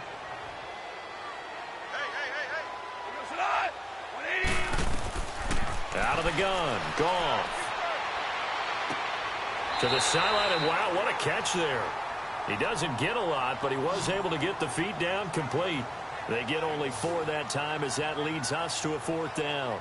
He got out of bounds. That's a good thing, but still short of the first. And now, since this brings up 4th down, the defensive play caller, grab your nerves, because now you don't want to be so amped up that you give them a 1st down by getting out of your lanes, but you also don't want to just lay back and let them have it easily.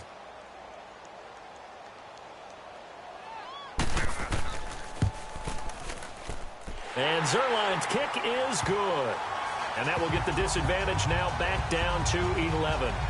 So that drive began at their own 3. They wind up getting 3 out of it. And to me, the mentality to begin the drive, that was probably the key to everything. Let's just make sure we take care of the football, give ourselves some room, and maybe punt it away. Instead, it started at the 3, and it ended with 3 points.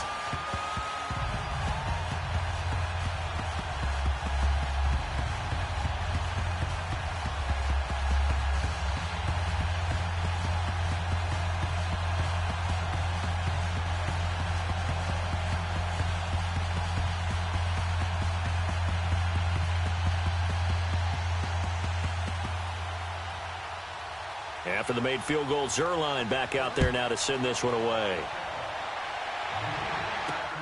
Fielded about a yard deep.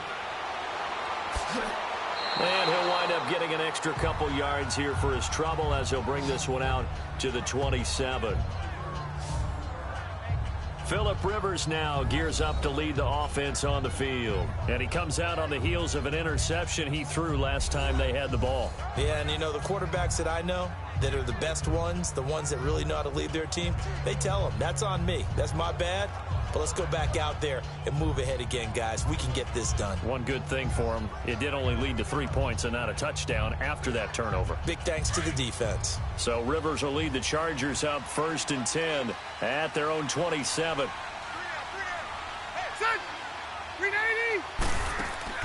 Trying to shake off the interception from the last drive. He'll look to throw. And he's going to find that man yet again, Keenan Allen.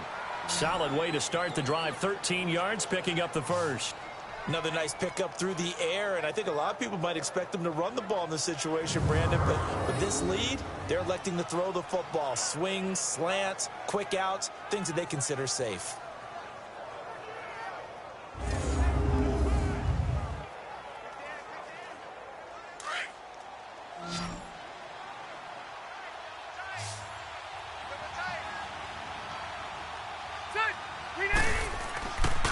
Now Gordon. And he will be brought down at about the 43 that time. Michael Brockers in on the stop. Offensively with the lead, you want to run the ball, keep the clock going, but you also want to still kind of be in attack mode too, right? So how do you do that and not come back on your heels? Yeah, think about all the practices we've watched where they have that tempo period to go over things just like this, where they describe the scenario, tell you what they're looking for, and make sure that they're still attacking, yet at the same time not going so fast as to leave too much time on the clock. It's a gain of 6, moves them to a manageable 3rd and 2 situation. Bottom line, they want to keep this clock rolling, so they'll take that one right there. They just want to keep falling forward, and they want to put the onus on the big fellas up front in order to bring this one home. The Chargers on 3rd down. They've struggled to the tune of 2 for 8 so far. Here it's 3rd and 2.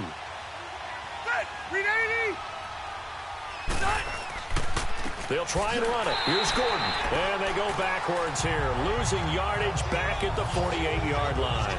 A loss of a yard, and it brings up 4th. On this day, the ground has been his, but at least on that individual play, we just saw the defense finally with a win. Yeah, they finally got one, and that's a win for them, but all game long, he's seen the holes, and they've been huge for him. Kind of like a baseball hitter in the zone. The ball seems bigger, and he's just whacking it. These guys, they've got it going today. Here's Donnie Jones now as he's on for the 5th time here today.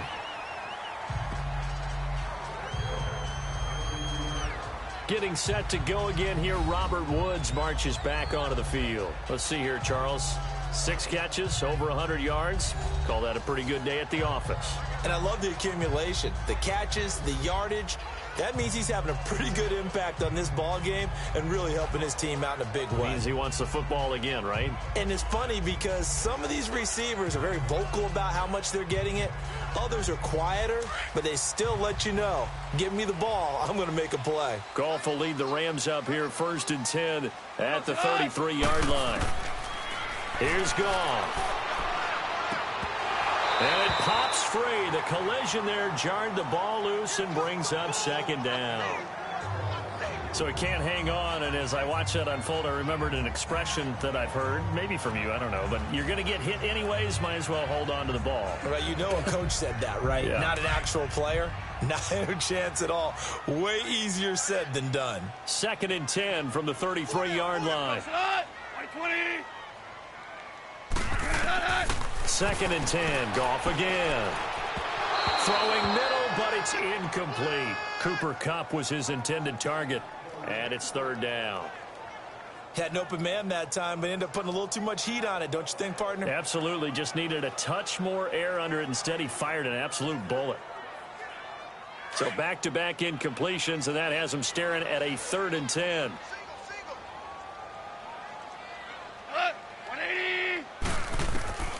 To throw is Goff. Throw complete right side to Cooks. And they'll get it up just short of the 45 at the 44. He had their lone TD earlier. Now he's got a 1st down. This possession means so much for them. They've got to focus on this drive and find a way to make this a one-possession game. Yes. Got to get a score. Yeah, so good with a field goal. Don't necessarily need a touchdown.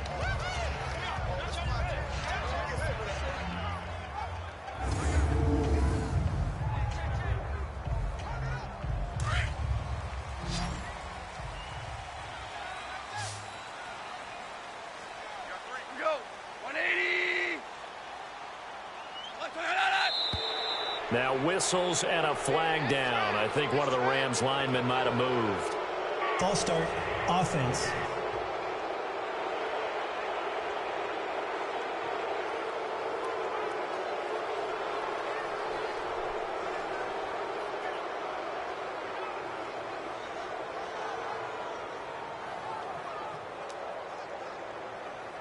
The false start backs him up 5, 1st and 15.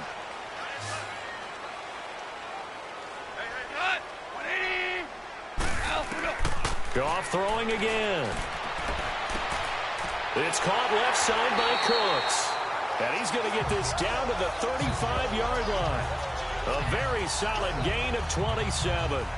Well, they had held him pretty well in check, but if you recall back in the first quarter, you said they needed to avoid the big play. He finally gets loose. And the thing about it, it doesn't have to be a bunch of big plays. Sometimes one big play can be enough. That's why it's tough to deal with a guy like that.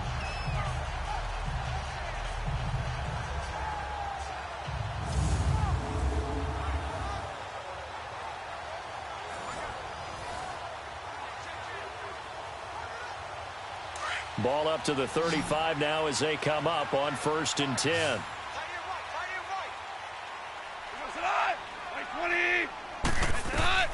Goff on 1st down. Got his man complete over the middle. That's Reynolds. And all the way inside the 15 before they drop it. And a nice gain of 21 yards. Defensively here, you've got the cushion, but back-to-back pretty big pass plays there. Bend but don't break, but are they bending too much? I think that they are. To me, it'd be like playing basketball, and you put up a token press. Make sure you get up there and make them eat up some time. Make it a little bit of resistance so they can't just run it right down your throat.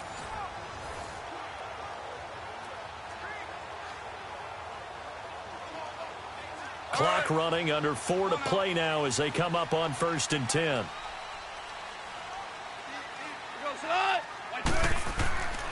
Goff turns and gives to Gurley. And he's going to work this one down to about the 5. 9 yards is the pickup there, and they'll have a 2nd and 1. That's a strong pickup right there on 1st down. And as this drive goes on, we're seeing an offensive line and running game imposing its will.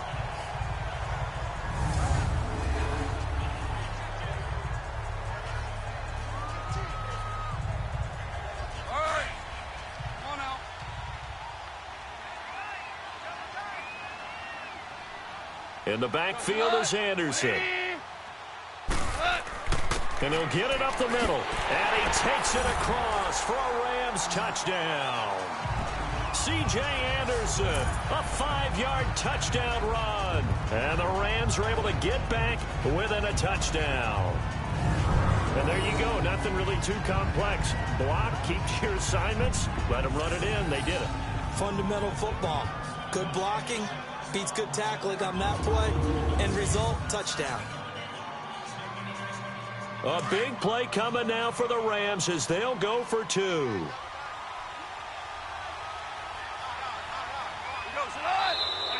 Now whistles and a flag down. I think one of the Rams linemen might have moved. False start, offense. So now what do you do as it comes back to the 7? I think you stick with your strategy. You've already told your team you're going for 2. You dial up a different play. The only saving grace, a bit more room to operate if you're deciding to throw the ball especially. All right, now a big 2-point conversion attempt still to come.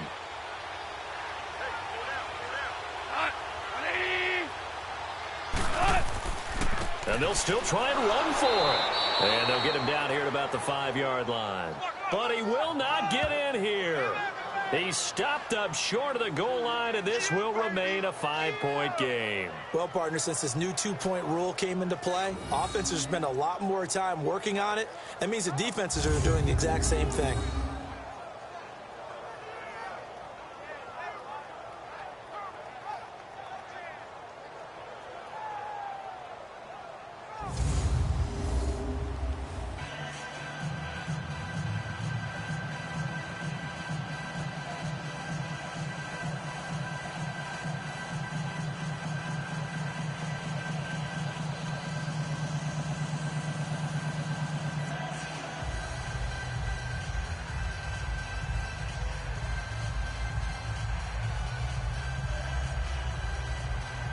Zerline out now to kick this one away. This fielded a few yards into the end zone. And no run back here. This will be a touchback, and it comes out to the 25-yard line. So out come the Chargers. Right now clinging to a one-score lead, Charles, and I think operating within that 4-minute offense with a little less than 4 minutes to go applies here, right? It certainly does, and that means the playbook is still wide open.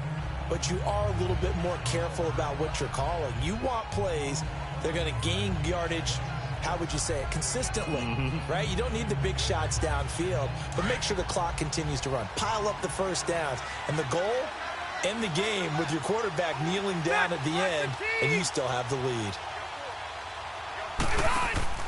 They go play action here on first down. Looking sideline, incomplete.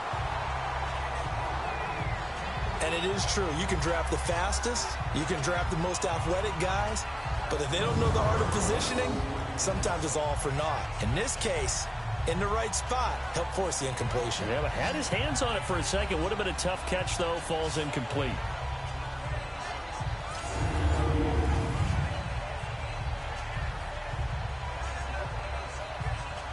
Line of scrimmage, again the 25, 2nd and 10.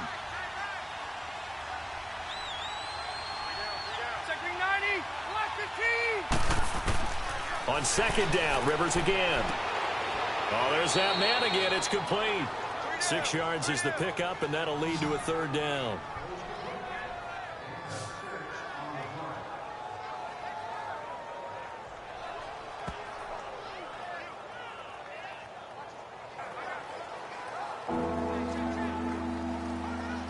This a big play for both sides. What will we see here? 3rd and 4.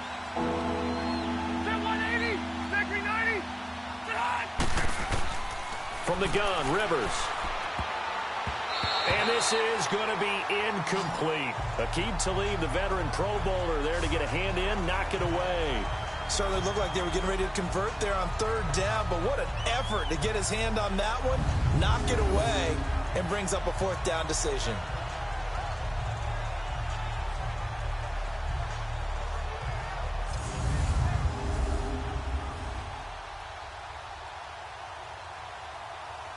Here's Donnie Jones now, as they're forced to kick for the 6th time today. This is taken at the 23. That'll be a 43-yard punt, but a net of just 33 following a 10-yard return. And possession will switch hands, 1st and 10. So now here are the Rams as their offense comes back out.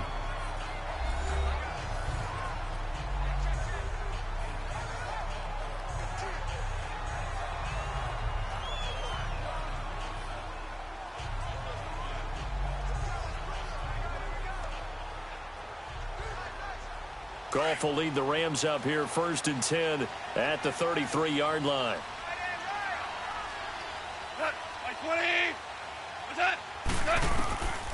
Now Goff.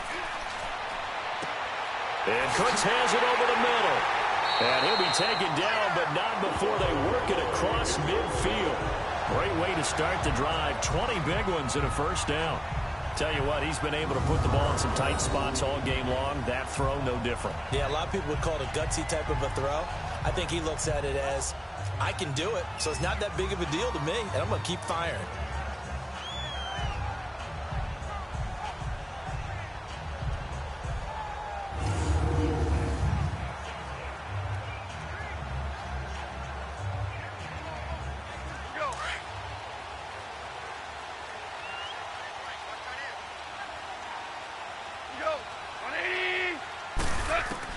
Now a 1st down throw. Goff. And it's incomplete. Took a shot, couldn't connect. There's definitely contact there, but it's the 4th quarter of a kind of tight game, and sometimes the officials just say, let them play. Kind of like your mom used to with you and your brothers. Just take the broom to you and send you out to the backyard and tell you to settle it yourselves. I like that, yeah. There was contact. I don't know, like you said, enough to warrant the flag. It was close, though.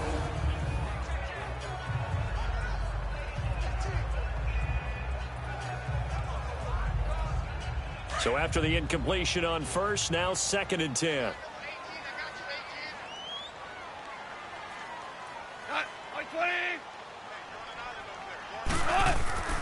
Gone. And he comes back with one complete. And he'll get it inside the 40 to the 39. 8 yards on the completion, but now they face third down.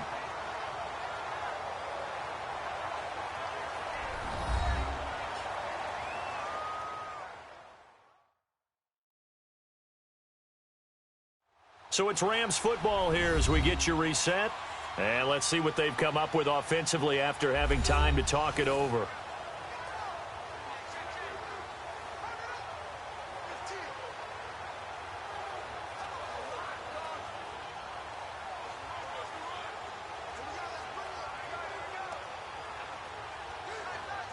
This is 3rd and 2. Maybe the biggest play in this football game.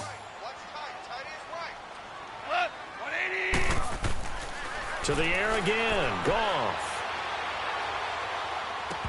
And nearly intercepted there. That would have been ball game if he had clinched it and caught it.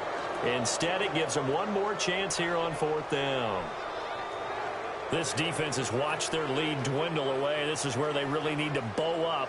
They executed well there. And it's often hard after you've played really well early and then you kind of relax a little bit to step on the gas again. They just did it on the last play. Looks like they want to finish this one off. Here we go. It's Gurley.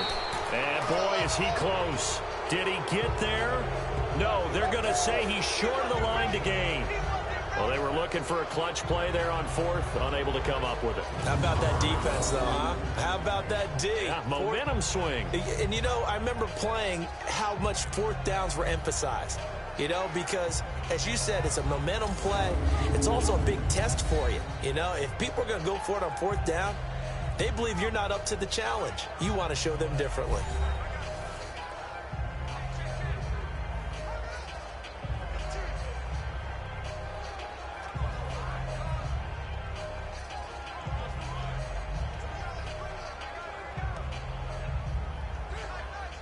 The 4th down run successful. Now they look to pay it off on 1st down. Ready, They'll start the drive with a run by Gordon. And he'll get this up to about the 38-yard line. And now the Rams are going to halt things as they want a timeout, as they'll talk things over prior to this upcoming 2nd down play.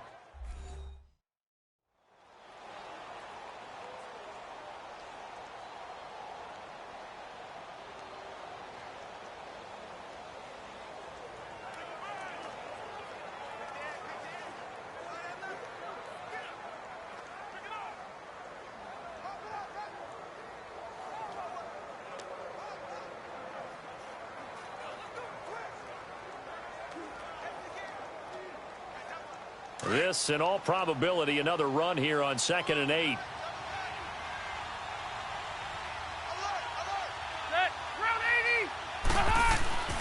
They keep it on the ground. Again, Gordon. And a good swarm to the football defensively as they get him down at about the 40. And the Rams are going to go ahead and take another timeout, as they'll talk it over here before what will be an important 3rd down.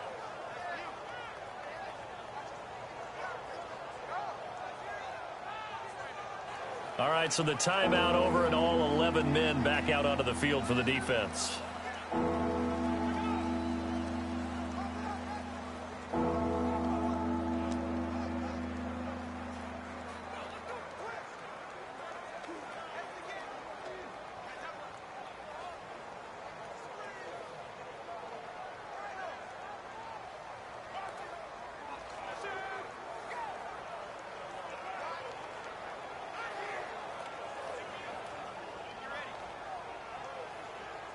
The Chargers on 3rd down, just a 20% success rate at 2 of 10. This will be 3rd and 6.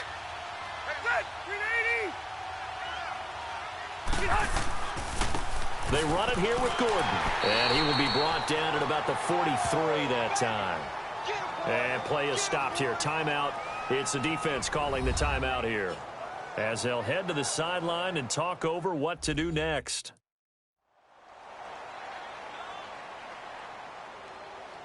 So the defense had a chance to catch their breath, and now they're back out and ready.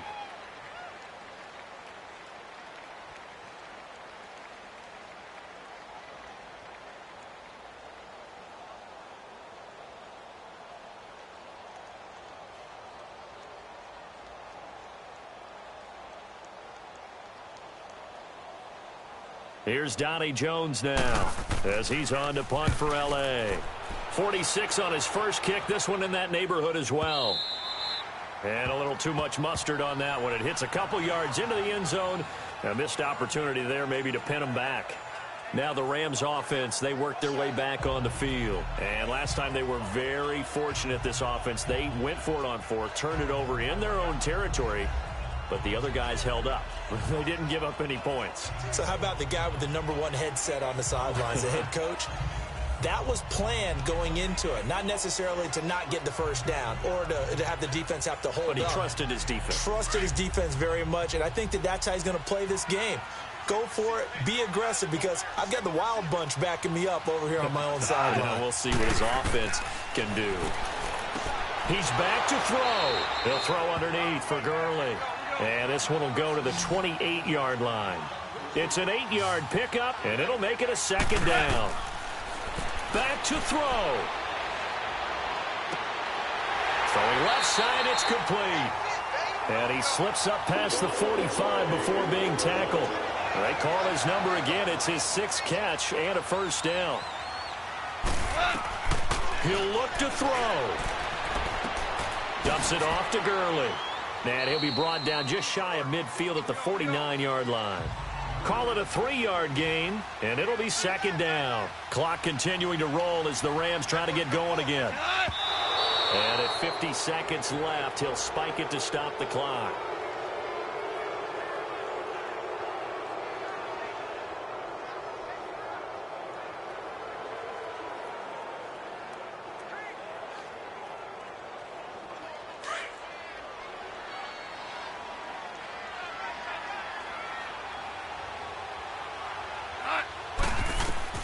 They'll look to throw.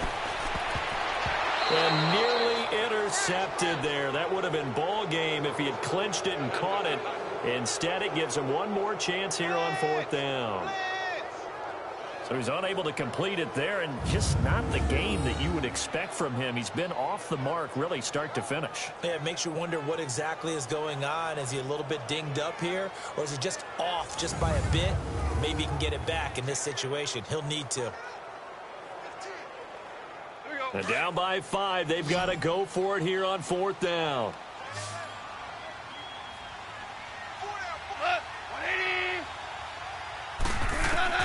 As expected, they're going for it to keep the drive alive. And this is caught. A spectacular one-handed grab there. They keep the game alive, at least for the moment, as it's a first down. And he'll spike it with exactly 30 seconds now left on the clock.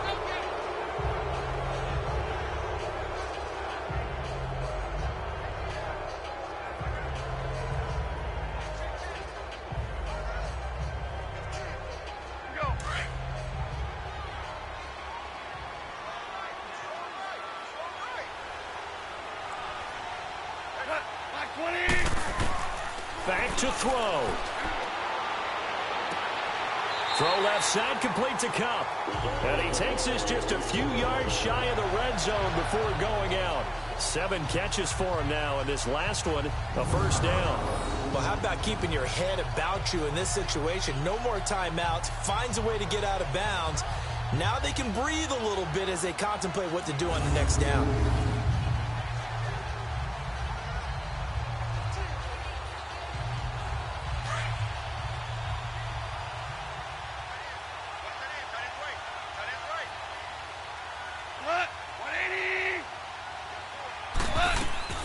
Now gone.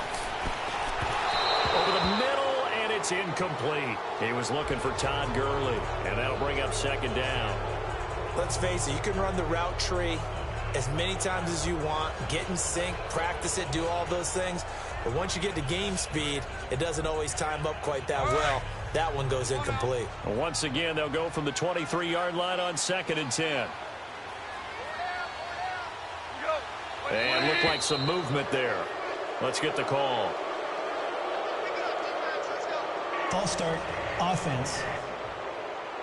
Maybe anticipating a blitz, and they jumped. Yeah, and if we saw it, you know that they saw it. The bad guys might have been coming on that play. Had to pick them up, and they jumped.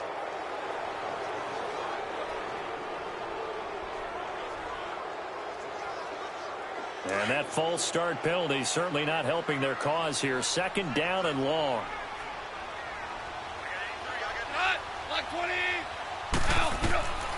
Goff now to throw. Working the middle here. That's complete to Everett, the tight end. And on this one, he'll get to the 15, right at the 15-yard line. It's a pickup of 12, and that'll set up a 3rd down. And now he stops it with a spike at 8 seconds.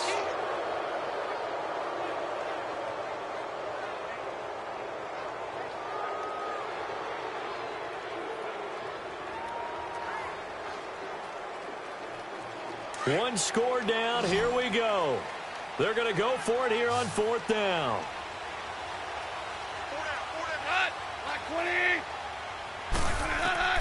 Got to try it here. He's back to throw. And he's got it. It's caught for a touchdown. And they have taken the lead here in the final seconds. So for those of little faith, guess what?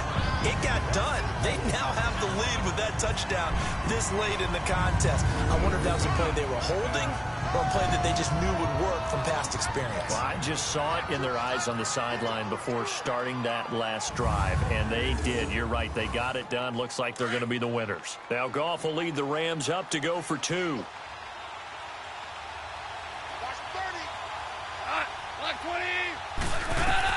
Now it's Goff.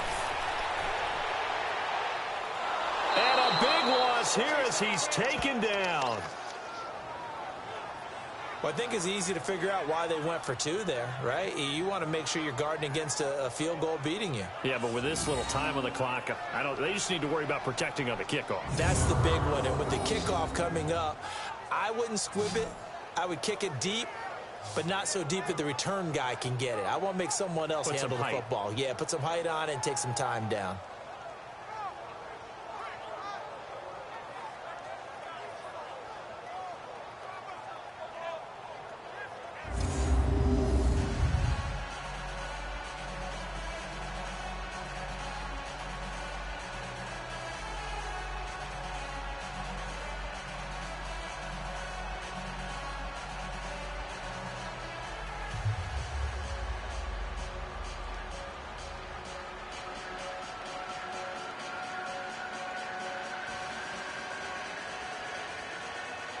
Zerline out now to kick this one away. Fielded about a yard deep.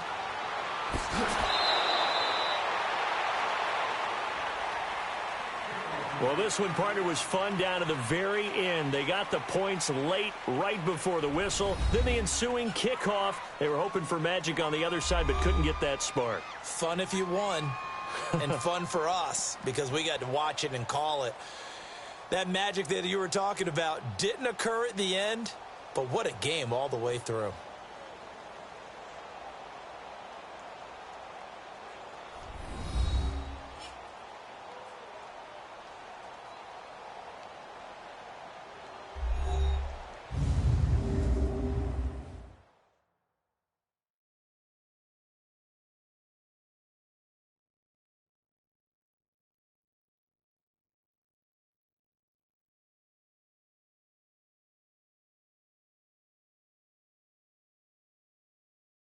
So that'll do it for us. For Charles